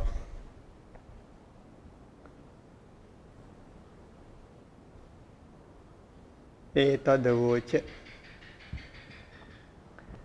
මේ වාක්‍යයේ තේ භික්ඛු කියලා කියන්නේ කර්තෘ, ඒ කියන්නේ මේ භික්ෂූන් වහන්සේලා භගවතෝ පච්චස්සෝසුං භාග්‍යවතුන් වහන්සේට පිළිතුරු දුන්සේක. ව්‍යාකරණ විග්‍රහයට අනුව මේ පච්චස්සෝසුං කියන පදේ පතිපූර්ව සූ කියන ධාතුවෙන් හැදිලා තියෙන්නේ. එතකොට පතිපූර්ව සූ ධාතුව තියෙනකොට කර්මය දක්වන්න කියලා තියෙන්නේ චතුර්ථ විභක්තියෙන්. සාමාන්‍යයෙන් අපි දකින දෙයක් නේ කර්මයේ ဒုတိ ය විභක්තියෙන් තියෙනවා කියන එක. ඉතින් මේ පතිපූර්ව සූ ධාතුව තියෙනකොට කර්මය චතුර්ථ විභක්තියෙන් තමයි දක්වන්නේ. මේ පිළිබඳව මේ පින්නතුන්ට ව්‍යාකරණ විග්‍රහවලදී කාරක කියන කාණ්ඩය ඉගෙන ගන්නකොට තවත් විස්තර සහිතව ඉගෙන ගන්නට පුළුවන්. ඊළඟට භගවා ඒතදවෝච. ඒතදවෝච කියන පදේ හැදිලා තියෙන්නේ අපි ඉස්සෙල්ලා පදේ වෙන් කර ගන්නට ඕනේ. මේ සංදි පදයක්. ඒතං අවෝච කියලා තමයි මේ පදේ හැදිලා තියෙන්නේ. එතකොට භාග්‍යවතුන් වහන්සේ භගවා කියන්නේ භාග්‍යවතුන් වහන්සේ මෙතන කර්තෘ, අවෝච කියලා කියන්නේ ක්‍රියාව. වදාළසේක නැත්නම් දේශනා කළසේක. ඒතං කියලා කියනකොට ඒ කරුණ එහෙම නැත්නම් මේ කරුණ එහෙම නැත්නම් මේ සූත්‍රයේ දේශනා කළසේක කියලා අපි අර්ථ ගන්නට ඕනේ. දැන් අපි මේ සූත්‍රයේ නිදානේ කියන නිදානේ අර්ථ විග්‍රහයන් ව්‍යාකරණානුකූලව වගේ අභිධර්මානුකූලව යම් යම් පදයන්ට අර්ථ විවරණ දීලා අපි නිදානේ සම්බන්ධයෙන් තියෙන පාලි වාක්‍ය පැහැදිලි කරගන්න යෙදුණා. ඒවම් මේ සුතං ඒකං සමයං භගවා සාවත්ථියං විහෙරති 제තවනේ අනාථ පිණ්ඩිකස්ස ආරාමේ తත්‍ර කෝ භගවා භික්ඛු ආමන්තේසි භික්ඛවෝති වදන්තේති තේ භික්ඛු භගවතෝ පච්චස්සෝසුං භගවා ඒතදෝච කියන මෙන්න මේ වාක්‍ය ටික අපි ව්‍යාකරණානුකූලව සහ අභිධර්මානුකූලව යම් පදයන්ට අර්ථ දෙමින් විග්‍රහ කරගන්නට යෙදුණා. ඒ නිසා පින්නතුනි අපි මේ යම් විග්‍රහයක් සිද්ධ කරන්නට යෙදුනේ මේ පින්නතුන් අහලා තියෙනවා බුරුම රට තුල නමෝ තස්ස කියන පාඨය මාස ගාණක් ඒක දිගට සාකච්ඡා කරන ක්‍රමයක් තියෙන. ඒකට අපි කියනවා බකුගු ක්‍රමය කියලා කියන්නේ පින්නතුනි. අද ඒ ක්‍රමය අභාවයට යමින් පවතින්නේ. නමුත් යම් යම් තැන්වල ශේෂ වෙලා තියෙනවා. කොට දැන් මේ පින්නතුන්ට තේරෙන්නට ඇති ගැඹුරු ව්‍යාකරණ විග්‍රහයක් සහ ගැඹුරු අභිධර්ම විග්‍රහයක් තුළින් මෙන්න මේ නමෝ තස්ස භගවතෝ අරහතෝ සම්මා සම්බුද්දස්ස කියන පාඨය මාස ගාණක් වුණත් අර්ථ විග්‍රහ කරන්නට විවරණය කරන්නට තරම් අපේ ත්‍රිපිටක ධර්මයේ අපේ අට කතා ණය ක්‍රමය අපේ අට කතා ටීකා සහිත මේ විවරණ ක්‍රමයේ එච්චර පොහොසත් වූ ධර්ම විවරණ ක්‍රමයක් කියන එක. ඉතින් අපි යම් ආකාරයකට ඉදාත් ගැඹුරට යන්නේ නැතුව යම් ව්‍යාකරණ විග්‍රහයකට අනුව යම් අභිධර්ම විග්‍රහයකට අනුව තමයි මේ නිදාන වාක්‍ය සහිත වූ පළවෙනි සූත්‍රයේ තියෙන පළවෙනි වාක්‍ය කීපය අපි අර්ථ විවරණ දක්වන්නට යෙදුනේ. ඒ නිසා ඉදිරියට අපි මේ විදිහටම නිදාන වාක්‍ය දිගට කතා කරන්න බලාපොරොත්තු වෙන්නේ නැහැ. ඉදිරියටත් නිදාන වාක්‍ය තියෙනකොට මේ පින්තුන් අර්ථ දැනගන්නට ඕනේ. මෙන්න මේ අර්ථවල තමයි මේ නිදාන වාක්‍ය දක්වලා තියෙන්නේ කියන කාරණය. ඒ අනුව අපි අද දවසේදී සූත්‍ර පිටකයේ තියෙන ඒ සූත්‍ර ධර්මයන් කොහොමද විග්‍රහ කරගන්නේ කියන එක අපි මූලික වශයෙන් සාකච්ඡා කරන්නට යෙදුනේ අපි මුලින්ම ත්‍රිපිටකයේ සම්බන්ධයෙන් ත්‍රිපිටකයේ පළවෙනි ධර්ම සංගායනාවෙන් පස්සේ බුදුරජාන් වහන්සේ විසින් දේශනා කරපු ධර්මයේ සූත්‍ර විනය අභිධර්මය කියලා තුන් පිටකයකට වෙන්වීමත් ඒ පිටකයන් කරන ලද වර්ගී පිටකයන් සම්බන්ධයෙන් සූත්‍ර විනය අභිධර්මයන්හි කරන ලද වර්ගීකරණයත් ඊළඟට අංගුත්තර නිකායේ තිබෙනා වූ දහම් කරුණු සූත්‍ර සංඛ්‍යාව එහි තිබෙනා වූ නොයෙක් බෙදීම් ආදී පිළිබඳව සාකච්ඡා කරන්නට යෙදුණා. ඊළඟට සූත්‍රයේ තියෙන නිදාන වාක්‍ය කොහොමද ව්‍යාකරණානුකූලව අභිධර්මානුකූලව අර්ථ විවරණයන් සපයන්නේ කියන කාරණේ අපි සාකච්ඡා කරන්නට යෙදුණා. ඉතින් ඉදිරියට අපි කතා කරන්න බලාපොරොත්තු වෙනවා සූත්‍ර තෝරාගෙන ඒ සූත්‍රවල තියෙන දහම් කරුණු ව්‍යාකරණානුකූලව අභිධර්මානුකූලව අවබෝධ කරගනිමින් අපේ ජීවිතයේ දියුණුව පිණිස අපේ නිවන් ගමන සාක්ෂාත් කර ගැනීම පිණිස ධර්මඥානයේ දියුණුවීම පිණිස අපේ සමත විදර්ශනාවන් පහසුවෙන් සිදු කර ගැනීම පිණිස නාම රූපයන් පැහැදිලි කර ගැනීම පිණිස අපේ නිවන් මාර්ගය සාක්ෂාත් කර ගැනීම පිණිස මේ ධර්මය ඉගෙනීමේ තියෙන වටිනාකම ධර්මය කොහොමද අපි ඉගෙන ගන්න කියන එක ව්‍යාකරණානුකූලව සහ අභිධර්මානුකූලව අපි ඉදිරියට සූත්‍ර කොටස් සාකච්ඡා කරන්න බලාපොරොත්තු වෙනවා. අදට අපි සූත්‍ර සංഭാෂණය මෙතකින් අවසන් කරනවා. මේ පින්නතුන්ට ප්‍රශ්න තියෙනවා නම් ඒ ප්‍රශ්න ඇසීම සඳහා දැන් අවස්ථාව. ත්‍රිවංශ සරණයි. ත්‍රිවංශ සරණයි. සාමාන්‍යයෙන් පොඩි ප්‍රශ්නයක් තියෙනවා මේ අද කරපු එකට සම්බන්ධයි කියලා හිතනවා. දැන් සාමාන්‍යයෙන් අපි සූත්‍ර පිටක සිංහල පරිවර්තන කියවනවා. එතකොට අර්ථකථනය කියන්නේ ථේරවාද අර්ථකථනය අනුව ලියුණාද නැද්ද කියන එක අපිට අදහසක් නැහැ. නමුත් අපිට යම්කිසි අදහසක් එනවා සූත්‍රය ගැන ඒවා කියවනකොට. ඒ සූත්‍ර පරිවර්තනය කරලා තියෙන විදිය අනුව. නමුත් අර්ථකථනය නොදන්නා කමින් අපි වැරදි අර්ථකථන අපිට එන්න පුළුවන් ස්වාමීන් වහන්සේ. එතකොට ඒ සම්බන්ධයෙන් ස්වාමීන් වහන්සේ අප අනුගමනය කළ යුතු ක්‍රියාපිළිවෙල පිළිබඳව පොඩ්ඩක් දැනුවත් කරන්න පුළුවන් ස්වාමීන් වහන්සේ. එතකොට දැන් අපේ බුද්ධ ජයන්ති මුද්‍රණයේ මහා විද්වත් ස්වාමින් වහන්සේලා පිරිසක් විසින් තමයි මේ පරිවර්තනය කරන්නේ. ඒ අපිට යම් දල අදහසක් ගන්න පුළුවන්. අපි සූත්‍රය කියවීම සහ සූත්‍රය ඉගෙන ගැනීම කියලා කියන්නේ දෙකක්නේ. එතකොට සූත්‍රයක් ඉගෙන ගන්නකොට අපි මේ සූත්‍රයේ තියෙන වචනේ අර්ථය අපි විග්‍රහය ගැඹුරින් ඉගෙන ගන්නට ඕනේ. එතකොට මේ විග්‍රහය දක්වලා තියෙන්නේ අට කතා ටීකාවල. අපි උදාහරණයක් ගත්තොත් එහෙම රූපය කියන පදය. එතකොට රූපය කියන පදේ නොයෙක් තැන්වල නොයෙක් අර්ථවල තියෙනවා. සමහර තැනක රූපස්කන්ධය ගැන කතා කරනවා. සමහර තැනක රූපායතන හුදෙක්ම වර්ණ රූප මාත්‍රය ගැන කතා කරනවා. සමහර තැනක කතා කරනවා රූප භවය ගැන, රූප ලෝකය ගැන. ඉතින් ඒ නිසා ඒ අර්ථය අපිට පාලියෙන් පෙනෙන්නේ නැහැ. ඒකට ඒ අර්ථය මොකක්ද කියලා අපිට බලන්න නම් අපි එතනින් අට කතාව බලන්න ඕනේ. අට කතාවෙත් මොකක් හරි තේරෙන්නේ නැද්ද දෙයක් තියෙනවනේ ටීකාව බලලා. එහෙම නැත්නම් අපි මූලික පදනම් ඉගෙනගෙන තියෙනවා නම් අපේ මූලික පදනම් අනුව අපිට අභිධර්මානුකූලව සහ ව්‍යාකරණානුකූලව අර්ථය ගන්නට පුළුවන්. ඒ නිසා ඉතින් අපිට දෙන්න තියෙන උපදේශ වශයෙන් කියන්න තියෙන්නේ සූත්‍ර ඉගෙන ගැනීමේදී අපි අනිවාර්යයෙන්ම අට කතාව සහිතව යම් පාළි දෙනුමක් සහිතව මේ සූත්‍ර අධ්‍යයනය කිරීම කළ යුතු වෙනවා. මම හිතන්නේ පැහැදිලි ඇති. එහෙමයි සානස්. එතකොට සානස් දැන් බොහොම පිං ඒ කරුණු දෙක. එතකොට දැන් බුද්ධ ජයන්ති පරිවර්තනයේ හැර තවත් පරිවර්තන තියෙනවා සානස්. දැන් සාමාන්‍ය ශ්‍රී ලාංකිකයා අතරපත් වෙන තවත් වෙනත් පරිවර්තන තියෙනවා. එතකොට ඒ සම්බන්ධයෙන් දැන් අපි මම වුණත් ඒ අදාළ වෙනත් පරිවර්තන කියවලා තියෙනවා. ඉතින් සමහර තැන්වල ගැටලු තැන් ඇවිල්ලා තියෙනවා. එතකොට ස්වාමීන් වහන්සේ දැන් ගැටලු තැන් ආපුවම අපි ගුරුවරයෙක්ගෙන්ම निराකරණය කරගත යුතුද නැත්නම් අටුවා පරිවර්තනයේ පොත් තියෙන නිසා කියන්නේ අටුවා පරිවර්තනයක් බුද්ධ ජයන්තියෙන් කෙරෙලා නැති නිසා පාලියෙන් පමණක් තියෙන නිසා අපිට මේ ගිහි අයට විශේෂයෙන්ම මේ ගැටලුව තියෙන සාමාන්‍යංශ මේ පරිවර්තන නොමැතිකම. ඒක ඉතින් බුද්ධ ජයන්ති මුද්‍රණය ගැන අපිට ඉතින් අතිශය විශ්වාසයක් තියන්න පුළුවන් ඒ විද්වත් භික්ෂුන් වහන්සේලා මණ්ඩලය සම්බන්ධයෙන්. අපි අනික් කතා කළොත් එහෙම මම ඒකට වෙනම පැත්තකින් උත්තරයක් දෙන්නම්. දැන් බුරුමේ තියෙනවා වෙනම සංඝ අධිකරණයක්, වෙනම සංඝයාගේ සංගමයක් තියෙනවා. එතකොට මහා සංඝරත්නයේ නායක සාන්නාසලා ටික එකතු වෙලා තමයි පොතක් ලියනවා නම් ඒ පොත පබ්ලිෂ් කරන්න ඒ පොත මුද්‍රණයෙන් එළියට දාන්න මුද්‍රණද්වාරයෙන් එළියට දාන්න අවසර දෙන්නේ සංඝයා ඒ පොත විශ්ලේෂණය කරලා බලලා ඉවර වෙලා.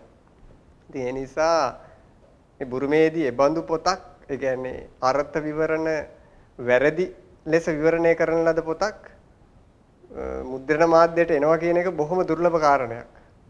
ඉතින් මම දකින්නේ ඉතින් ඒ බඳු ක්‍රමයක් සකස් වුණා නම් ගිහි පින්නතුන්ටත් ඒ වගේ නොමග යාමක් කියන එකක් සිද්ධ වෙන්නේ නැහැ. නමුත් ඉතින් අපිට ඒ බඳු ක්‍රමයක් නැති නිසා කරන්න තියෙන හොඳම දේ මම දකින විදිහට ගිහි පින්නතුන් වික්ෂුන් වහන්සේලා තරම් බැරි වුණත් යම් තරමකට පාලි දැනුමක් ඇති කරගත්තොත් එහෙම ඒ පාලි දැනුමත් එක්ක Tamanට සූත්‍රය අට කතාවත් එක්ක කියව ගන්න පුළුවන්.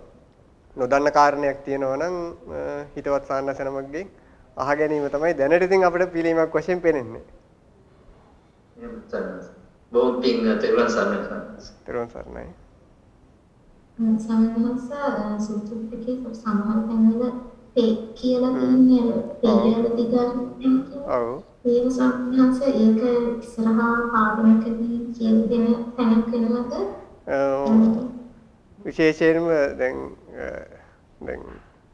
බුරුම රටේදී විනය පිටක ඉගෙන ගන්නකොටත් ඒ විනය තියෙනවා පෙය්‍යාල දිග හැරීමක් කියන එකක්, අභිධර්ම පිටකයේ තියෙනවා පෙය්‍යාල දිග හැරීමක් කියලා එකක්, සූත්‍ර පිටකයේ තියෙනවා පෙය්‍යාල දිග හැරීමක් කියලා එකක්. එතකොට අපිට අංගුත්තර නිකායේ වැඩිපුරම දකින්න ලැබෙන්නේ මේ රාග පෙය්‍යාල කියන එක.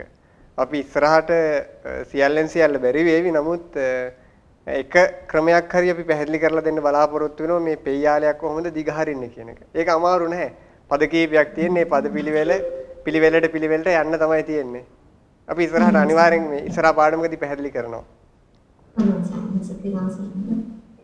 තෙරුවන් සරණයි සම්මාසය විස්තර කරලා දැන් අර හේවන් කියන කොට එතන ආකාර විදිහට කියන්නේ ආනන්ද ස්වාමීන් වහන්සේට එතකොට ඒ කාලේ සෝවන් වෙච්ච ස්වාමීන් වහන්සේට හිච්ච විදියයි මේ පළවෙනි ධර්ම සංගායනාවේදී රහතන් වහන්සේ කෙනෙක් විදිහට ප්‍රකාශ කළේ කියලා. එතනදී තමයි දැන් අර අපි ස්වාමීන් වහන්සේ විස්තර කරා එක එක්කෙනාට ඇහෙන විදි.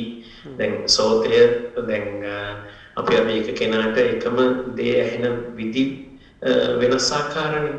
එතකොට ඒකදී අපි ස්වාමීන් වහන්සේ ඒ ගැන පාලිය වචනෙන් වචනයට බුදුජානක වහන්සේ දේශනා කරපු එකම වෙන්න ඕන ආනන්ද ස්වාමීන් වහන්සේ මේ දේශනා කරන්නේ ඒ වුණාට එතකොට 100% ඒකද ඒකට අදාළව දැන් ඔබ වහන්සේ දැන් විස්තර කරා දැන් රූපය ගැන විස්තර කරනකොට මේ සතර මහා ධාතු රූපයද නැත්නම් රූප ආයතනයද එහෙම කියලා අපි අර වැඩිදුර මේක ඇතුළට මේකේ තේරුම බහිනවද නැද්ද කියන එක ස්වාමීන් වහන්සේ පොඩ්ඩක් දැන් අපි ගියෝ විදියට අපිට එච්චර තේරුමක් අඩුයි. අපි මේ වගේ දෙයක් ස්වාමීන් වහන්සේ කොහොමද මේ රිෆර් කරන්නේ කියන එක චුට්ටක් පැහැදිලි කරලා දෙනවා නම් බොහොම පිං තෙරුවන් සරණයි. එතකොට දැන් මෙතන අපි එතන ආකාරාර්ථය කියලා ගත්තේ ඒ පදේ නම් පැහැදිලි ඇති. එතන හුදෙක්ම ඒ වචනය ඇසීම කියන අදහස නෙමෙයි අපි ගන්නෙ. එතන අර්ථය කියන එකයි. දැන් භාග්‍යවතුන් වහන්සේට ඒ චරිතයට ගැළපෙන විදිහට ධර්මයේ දේශනා කරන්නට පුළුවන්. අපි කලිනුත් කතා කළේ භාග්‍යවතුන් වහන්සේ සත්වයන්ගේ ආධ්‍යාශය දන්නවා. ඒ සත්වයන්ගේ චරිතයන් දන්නවා. එතකොට ඒ නිසා තමයි භාග්‍යවතුන් වහන්සේ එක වචනයක් එක අර්ථයක් ප්‍රකාශ කරන්නට නොඑක් පදයන් උදාගත්තේ. දැන් ධම්මසංගණිය ගත්තොත් එහෙම ලෝභය විස්තර කරනවා පද 100කින්. ප්‍රඥා විස්තර කරනවා පද 30 ගානකින්. එතකොට භාග්‍යවතුන් වහන්සේ ඒ 30 ගානම එහෙම පද 100ම දේශනා කරේ එක්කෙනෙකුට නෙමෙයි. එතකොට මේ පද කීපය දේශනා කළේ යම් යම් පුද්ගලයන්ගේ චරිත අරමුණු කරගෙන. සමහර කෙනෙකුට ඒ ආරම්මන වශයෙන් පැහැදිලි කරාට පස්සේ තමයි ලෝභය ගැන තේරෙන්නේ. සමහර කෙනෙකුට ලෝභයගේ ඇලීමේ ස්වභාවය පැහැදිලි කරාට පස්සේ තමයි ලෝභය ගැන තේරෙන්නේ. ඉතින් ඒ වගේ දැන් භාග්‍යතුන් වහන්සේට මේ විදිහට නානා ක්‍රමයන්ගෙන් ධර්මයේ දේශනා කිරීමේ හැකියාව තිබුණාට ආනන්ද ස්වාමීන් වහන්සේට මේ දේශනාව ඒක දේශයකින් විතරයි උන්වහන්සේට අවබෝධ කරගන්න පුළුවන් වෙන්නේ. එතන ආකාර අර්ථය කියලා අපි අදහස් කළේ යන්න ඒකයි. ඊළඟට දැන් ගිහි පින්නතුන්ට සූත්‍රයක් කියවලා කොහොමද නිවැරදි අර්ථය ගන්නවා කියන එකේදී ඉතින් නිවැරදි අපි අධ්‍යයන ක්‍රමයක් මුලින්ම කරන්නට ඕනේ. පළමුවෙන්ම අපිට පළවෙනි දවසේම සූත්‍රය කියවලා ඒ සූත්‍රයේ සියලුම අර්ථවලට ගැඹුරෙන් බසිනවයි කියන එක ලෙහිසි කටයුත්තක් නෙවෙයි. මොකද ධර්මයේ ඉගෙනීමක් කියලා එකක් වෙනම අධ්‍යයනය කිරීමක් තියෙනවනේ. භික්ෂුන් වහන්සේලාට පවා මේ පින්නතුන් අහලා තියෙනවනේ. ඒ නිසමිදීම කියන කාරණේදී. කියන්නේ භික්ෂුන් වහන්සේට Tamanට උපසම්පදා වෙලා කැලේට ගිහිල්ලා භාවනා කරන්න ඕන නම් උපසම්පදා වෙච්ච දවසේම යන්න බෑ. මේ භික්ෂුන් වහන්සේ උපසම්පදාත වැඩිහිටි ධර්මදර විනයදර භික්ෂුන් වහන්සේ නමක් ළඟ නිස සමාදන් වීම කියන එක කරලා විනය ඉගෙන ගන්න ඕනේ. කොහොමද විනය කර්ම කරන්නේ කියලා ඉගෙන ගන්න ඕනේ. ඊට පස්සේ ධර්මයේ බණ කියන හැටි ඉගෙන ගන්න ඕනේ. රහත් වීම දක්වා කමඨහනක් ඉගෙන ගන්න ඕනේ. ඒතකොට මෙන්න මේ අධ්‍යයනය කිරීම කියන එකට කාලයක් යනවා. අපි මේ පිනතුන් මේ බය කරනවා කියන එක නෙමෙයි. ඉතින් ඒ නිසා තියෙනවා ක්‍රමවත් අධ්‍යයනයක්. ඉතින් ඒ ක්‍රමවත් අධ්‍යයනය මොකක්වත් එහෙම මේ හංගන මොකක්වත් දෙයක් නෙමෙයි. ක්‍රමවත් අධ්‍යයනය තමයි අපි සූත්‍ර පිටකයේ අට කතාව සහිතව පාලි ව්‍යාකරණ යම් ව්‍යාකරණ දැනුමක් සහිතව අධ්‍යයනය කිරීම තමයි අපි කළ යුත්තේ. එතකොට පැහැදිලිවම ඉතින් අට කතාවේ එහෙම සංගෝප තැන් කියන ඒවා බොහෝම දුරට අපිට හොයාගන්න බැරි කියන තැන් ගොඩක් අඩුයි. අපි යම් පදනම ඉගෙන ගත්තට පස්සේ ඒ කියවගෙන යනකොට අපිට තේරෙනවා මෙතන රූපය ගැන කතා කරේ මේ අර්ථය නම් ඊළඟ සූත්‍රයේත් කතා කරලා තියෙන්නේ මේ අර්ථය තමයි කියන අපිට අවබෝධය එනවා. දැන් සාමාන්‍යයෙන් අතිරේක බාහිර විෂයක් ඉගෙන ගත්ත කෙනෙකුටත් ඒ බාහිර විෂය ඉගෙන ගන්නට ඒට අදාළව ටර්මිනොලොජිස් ඉගෙන ගත්තට පස්සේ අනික් තැන් වලදීත් ඒක යෙදුනට පස්සේ මේ අර්ථය දෙන්නේ කියලා දන්නවනේ නේ. අන්න ඒ වගේ අපිට පාලි අට කතාව සහිතව ව්‍යාකරණ දැනුමක් සහිතව යම් කාලයක් හරියටම අපිට කියන්න බෑ කොච්චර කාලයක්ද කියලා. දැන් බුරුම රටේදී අපි ඔය එක්තරා යම් සමහර විභාග ක්‍රමවලදී අවුරුදු 3ක් වගේ ගත කරනවා අංගුත්තර නිකාය සම්පූර්ණයෙන්ම ඉගෙන ගන්න. ඒ වගේ ලොකු කාලයක් ලොකු දීර්ඝ කාලයක් නෙමෙයි අවුරුදු කීපයක් ක්‍රමානුකූල අධ්‍යයනයක් කළොත් අපිට ක්‍රමානුකූලව ඒ අධ්‍යයනය තුලින් හොඳ දැනුමක් හොඳ අර්ථයකට පැමිණෙන්නට පුළුවන් වෙනවා. මම හිතන්නේ පැහැදිලි ඒක. අවසරයි සාමහන්ත. එරුවන් සරණයි. මම මුලින්ම කියන්නේ ඔබ වහන්සේලා වගේ සාමහන්ත පිරිසකගේ මේ ධර්මය අපිට අසන්න ලැබීමම අපි කරපු කුසලයක් බව. ඒත් එකම සායනත් මට පොඩි කාරණයක් දැනගන්න අවශ්‍යයි. ඔබ වහන්සේගෙන් කියුණා ආනන්ද ස්වාමීන් වහන්සේ ඒ ප්‍රශ්නේ අස්සන වෙලාවේදී සෝවාන් මාර්ග ලාභී කැටියේ උන්වහන්සේටයි ප්‍රශ්නේ අවසන් වෙනකොට රහත් මාර්ග ලාභී වෙලා හිටියයි කියලා. එතකොට ස්වාමීන් වහන්සේට පහළ වුණු සිත කියන්නේ සෝමනස සාගත ඥාන සම්ප්‍රයුක්ත කුසල සිතක්ද ක්‍රියාසිතක්. ඒ රහත් වීම අදාළ වෙන්නේ මෑනියෝ පළවෙනි ධර්ම සංගායනාවට වැඩම කරපු අවස්ථාවේදී. එතකොට මේ සූත්‍රය ශ්‍රවණය කරන්නේ සෝවාන් වෙලා ඉන්නකොට. එතකොට ආනන්ද ස්වාමීන් වහන්සේට බොහෝ දුරට ඒ සෝතද්වාරික චිත්ත වීදියේදී ස්වාමීන් වහන්සේට පහළ වෙන ජවන සිත බොහෝ දුරට ඥාන සංප්‍රයුක්ත සිතක් විය යුතුයි. ඒක අපිට හරියටම කියන්න බෑ සෝමනස් සහගත උපේක්ෂා සහගතද කියලා.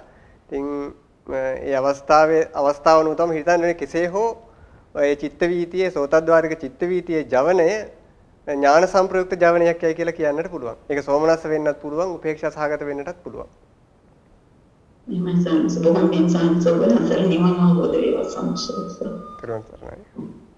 අවසරයි ස්වාමීන් වහන්සේ මේ ඔය ඉගැන්වීමේ ක්‍රමය මේ ඇත්තටම අපි ඒ සූත්‍ර දේශනා අහනකොට අපිට අලුත් ක්‍රමයක් ස්වාමීන් වහන්සේ.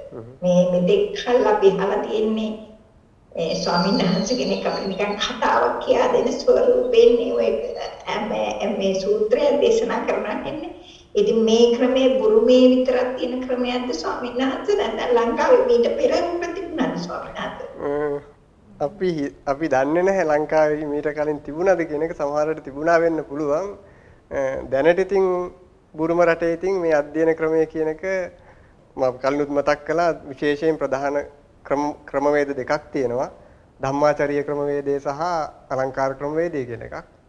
එතකොට ධම්මාචාරිය කියන ක්‍රමයේදී මූලික වශයෙන් පළවෙනි අවුරුදු 3 එහෙම නැත්නම් පළවෙනි අවුරුදු 4දී මූලික ව්‍යාකරණ දැනුම ඊළඟට භික්ෂුණී ප්‍රාතිමෝක්ෂය අට කතා සහිතව විනය පිටකයෙන් ඊට පස්සේ සූත්‍ර පිටකයෙන් ජාතක පාළි ජාතක අට කතාව ඊට පස්සේ ගාථා බන්ධනයේ සම්බන්ධයෙන් උත්තෝදය ආදිය ඊට පස්සේ අභිධර්ම පිටකයෙන් ධාතු කතා යමක ප ဋ ාණ ඉගෙන ගැනීම සිද්ධ වෙනවා ඊට පස්සේ ඒයින් අනතුරුව ධම්මාචාරිය කියන මට්ටමට ආවට පස්සේ විශේෂ ධම්මසංගණී අට කතා ටීකා සහිතව දීඝනිකායේ සීලඛණ්ඩ වර්ගයේ අට කතා ටීකා සහිතව විනය පිටකේ පරාජිකා පාළි අට කතා ටීකා සහිතව ගැඹුරු ව්‍යාකරණ සහිතව විවරණයක් සාධ්‍යණය කිරීමක් කරනවා ඊළඟට අලංකාර කියන ක්‍රමයේදී සම්පූර්ණ විනය පිටකයත් සම්පූර්ණ අංගුත්තර නිකායත් සම්පූර්ණ ධම්මපද අටුවාව සහිතව පදයක් ගානේ ඒ අර්ථයන්ගේ අභිධර්මාර්ථයන් ඇහිඳිමින්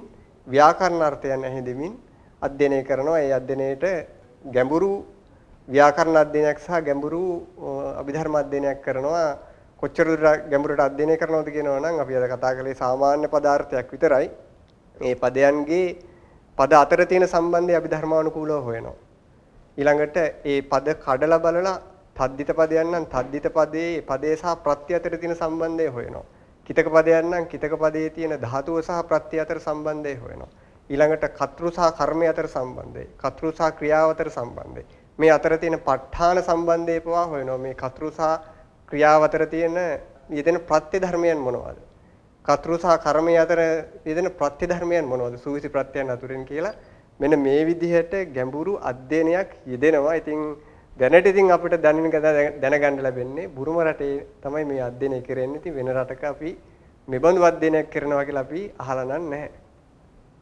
ඔබ වහන්සේ පින්සිදුවා මොකද මේක හරි උනන්දුවෙන් අහන්න පුළුවන් දේශනාවක් නිසා තමයි ස්වාමීන් වහන්සේ විස්තර කරලා බැලුවේ ඔබ වහන්සේට පින්.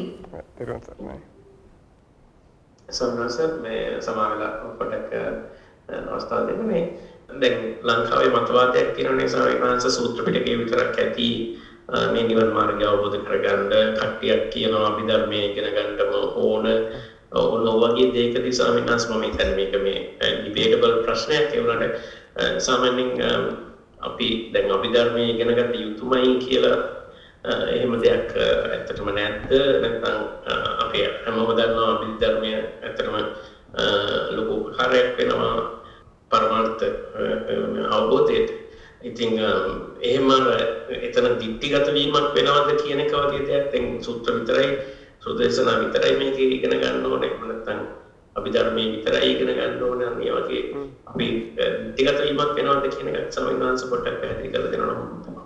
ඒක හොඳ ප්‍රශ්නයක්. ඒක දැන් අපි මුලින්ම පැහැදිලි කරේ ත්‍රිපිටකයේ විනය සූත්‍ර අභිධර්මයේ තියෙන වර්ගීකරණයක් ගැන අපි පැහැදිලි කරානේ. ඒතර මේ වර්ගීකරණයේ අට කතාවේ තියෙන යමෙක් අට කතාව බැහැර කරනවා නම් ඉතින් ඒත් එක්ක සාකච්ඡාවකට යාම කියන එක තේරුමක් නැහැ. අට කතාව පිළිගන්න සූත්‍ර සහිත අට කතාව විනය අටුවාව පිළිගන්න කෙනෙකුට අපි මේ විවරණයෙන්ම පැහැදිලි කිරීමක් කරන්න පුළුවන්. ඒ තමයි සික්ඛාගෙන මාතෘකාවට යන්නකෝ. ඒතර සික්ඛාගෙන මාතෘකාවේ විනය පිටකයේ දේශනා කරන්නේ අධිසීල සික්ඛාව පිණිස. අධිසීල කියන එකේ අර්ථය ඇත්තටම ප්‍රාතිමෝක්ෂ සීලය. ඉතින් ප්‍රාතිමෝක්ෂ සීලය සම්පූර්ණ කරගන්න පුළුවන් වෙන්නේ අපිට අපි විනය පිටකේ ඉගෙන ගත්තොත්. ඊළඟ අධිචිත්ත සික්ඛාව. අධිචිත්ත සික්ඛාව පිළිබඳව වැඩිපුරම සඳහන් කරලා තියෙන්නේ ධ්‍යාන වැඩිම ගැන වැඩිපුරම සඳහන් කරලා තියෙන සූත්‍ර පිටකේ. ඊළඟට අධිපඤ්ඤා සික්ඛාව. තමන් ප්‍රඥාව දියුණු කිරීම ප්‍රඥාව කියලා කියන්නේ මෙතන අදහස් කරන්නේ විදර්ශනා ප්‍රඥාව ditthi visuddhiye පටන් සංඛාරූපේක්ඛා ඥානය දක්වා ගිහිල්ලා මාර්ගඵල දක්වා අපට පැහැදිලි කරන්න පුළුවන්. ඊළඟට ප්‍රහාණ වලට යන්න. ප්‍රහාණ වලට ගියාට පස්සේ දැන් කෙලෙස් ධර්මයන් සමුච්ඡේද වශයෙන් ප්‍රහාණය නොකොට අපට මගඵල ලැබීමක් සසරයෙන් එතර වීමක් කියන එකක් කරන්න බෑ. එතකොට අභිධර්මයේ ඉගෙනීමේ තියෙන ප්‍රහාණ කියන මාතෘකාවේ තියෙන ප්‍රයෝජනය තමයි සමුච්ඡේද ප්‍රහාණයට වැඩිපුර උපකාර වෙන්නේ අභිධර්ම පිටකේ ඉගෙන ගැනීම. ඊට පස්සේ වික්ඛම්මන ප්‍රහාණයට ගොඩක් උපකාර වෙන්නේ සූත්‍ර පිටකේ හැදෑරීම. තදංග ප්‍රහාණයට උපකාර වෙන්නේ විනය පිටකේ හැදෑරීම. ඊළඟට වීතික්කම් ප්‍රහාණය, පරිඋත්ථාන ප්‍රහාණය, අනුශය ප්‍රහාණය ගත්තත් ඒ විදිහටම. එතකොට අනුශය ධර්මයන් ප්‍රහාණය නොකොට සසර දුකින් මිදීමක් කියන එකක් කරන්නට බෑ. එහෙනම් අනුශය ධර්මයන්ගෙන් මිදීම පිණිස ඉතින් අනුසය කියන පදේ අභිධර්ම පිටකේ විතරක් නෙමෙයි තියෙන්නේ අනුසය කියන පදේ සූත්‍ර පිටකෙත් යෙදලා තියෙනවා අනුසය ධර්මයන් ගැන. එතකොට මෙන්න මේ අනුසය ධර්මයන්ගේ ප්‍රහාණය පිණිස අපිට වැඩිපුරම උපකාර වෙන්නේ අභිධර්මයේ ස්කන්ධ ආයතන ධාතු වශයෙන් ගැඹුරෙන් විශ්ලේෂණය කරලා ඉගෙන ගැනීම. ඊළඟට පරිඋත්ථාන ප්‍රහාණය කෙලෙස් හිතට නගින්න දෙන්නේ නැතුව අපිට කෙලෙස් යටපත් කරගන්න ගොඩාක් උපකාර වෙන්නේ සූත්‍ර ධර්මය ඉගෙන ගැනීම. ඊළඟට අපි විනය ඉගෙනගෙන සිල් රකින්න හැටි ඉගෙන ගන්නවා කියලා කියන්නේ අපිට කයින් වචනයෙන් තියෙන වැරදි වීතික්‍රමණය නොකොට අපේ කය වචනේ සංවර කරගන්නට පුළුවන් වෙනවා. එතකොට මේ වීතික්‍රම ප්‍රහාණය, පරිඋත්ථාන ප්‍රහාණය, අනුසය ප්‍රහාණය කියන මේ පිළිවෙල ගමනට උපකාර වෙනවා මේ ත්‍රිපිටකයම ඉගෙන ගැනීම. එකක් විතරක් ඉගෙන ගැනීම තුලින් අපිට අපේ මාර්ගය සර්ව සම්පූර්ණවද කියලා આવත් අපිට ඇත්තටම ගැටලුවක් තියෙනවා. අපිට හොඳම උදාහරණයක් දක්වන්න පුළුවන් පහරාද සූත්‍රයේ කියනවානේ මේ ප්‍රතිපදාව අනුකුබ්බ නින්නව අනුකුබ්බ පොවනව අනුකුබ්බ පිළිවෙලට යන මාර්ගයක් කියලා අනුකුබ්බ සික්ඛා අනුකුබ්බ කිරියා අනුකුබ්බ ප්‍රතිපදා කියලා කියනවානේ. එතකොට හරියට මුහුද පිළිවෙලට වෙරළ ඉඳලා ඇතුළට ගැඹුරු වෙනවා වගේ මේ ප්‍රතිපදාව සිල් රැකලා සමාධිය වඩලා භාවනා වඩලා යන්න ඕන ප්‍රතිපදාවක්. ඒ නිසා එක පිටකයක් විතරක් අධ්‍යයනය කිරීම තුලින් අපේ ධර්ම අධ්‍යයනය නිවන් පිණිස ධර්ම අධ්‍යයනය සම්පූර්ණ වෙනවා කියන එක සිද්ධ වෙන්නේ නැහැ. ඒක පැහැදිලිවම කියන්න පුළුවන්. මොකද නිශ්චය මුක්තක කතාවෙත් කියනවා භික්ෂුන් වහන්සේ විනය ඉගෙන ගන්නට ඕනේ. තමන් සිල් රකින්නට. ඊළඟට සූත්‍ර පිටකයෙන් අදුතරමේ 4 බණවරක් ඉගෙන ගන්නට කියලා කියනවා. අභිධර්ම පිටකයෙන් ඉගෙන ගත්තත් ඒ භික්ෂුව සූත්‍ර පිටකයෙන් බණවර 4ක් ඉගෙන ගත්තේ නැත්නම් නිසෙන් මිදීමට එහෙම නැත්නම් තනියම කැලෑවක වාසය කරන්නට සමර්ථ වෙන්නේ නැහැ. ඊළඟට විදර්ශනාව වශයෙන් නාම රූපයන් මනාව තමයි විශ්ලේෂණය කරගන්න නාම රූප පරිච්ඡේදය සඳහා කාංකා විතරණය සඳහා ළඟට අරිහත් මාර්ගය දක්වා තමාට විදර්ශනාව මනාවකට පැහැදිලිව තියෙන්නට ඕන. පැහැදිලිව දැකලා තියෙන්නට ඕන. පැහැදිලිව ඉගෙනගෙන තියෙන්නට ඕන. ඉතින් ඒ කාරණේ අපිට ඒ කාරණේ සුන්දර පැහැදිලි වෙනවා. සූත්‍ර විතරක් ඉගෙන ගැනීම බුදුරන් වහන්සේ අගය කරලා නැහැ. විනය විතරක් ඉගෙන ගැනීම අගය කරලත් නැහැ. අභිධර්ම විතරක් ඉගෙන ගැනීම අගය කරලත් නැහැ. අපේ නිවන් ගමන පිණිස ධර්ම අධ්‍යයනයක් කළ යුතු නම් ඒ සඳහා අනිවාර්යයෙන්ම විනය සූත්‍ර අභිධර්ම කියන තුන් පිටකෙම අධ්‍යයනය කළ යුතුයි කියන එක මෙන්න මේ කාරණේ හොඳටම අපිට පැහැදිලි වෙනවා. බොහොම හොඳ විස්තර කිරීමක් ස්වාමීන් වහන්සේ. තෙරුවන් සරණයි. අපි විදිහින් සිද්ධ කරගත්තා වූ ධර්ම දේශනාවේ වශයෙන් මේ පින්නතුන් ධර්ම ශ්‍රවණයේ වශයෙන් සිද්ධ කරන්ට යෙදුනා වූ සියලුම පුණ්‍ය සම්භාර ධර්මයන් අපගේ ආශ්‍රවයන්ශය කොට ලබන්නා වූ දුක්ඛේ සමුදය නිරෝධ මාර්ගයෙන් චතුරාර්ය සත්‍ය ධර්ම අවබෝධය තුලින් තුම් වූ නිර්වාණ ධාතුව සාක්ෂාත් කරගන්නට මේ කුසල ධර්මය ඒකාන්තයෙන්ම හේතු වේවා උපනිශ්‍රේ වේවා කියලා සාදු කියලා පින් අනුමෝදන්. බුද්ධ ශාසනං චිරන් තිට්ඨතු බුද්ධ ශාසනං චිරන් තිට්ඨතු බුද්ධ ශාසනං චිරන් තිට්ඨතු සාධු සාධු සාධු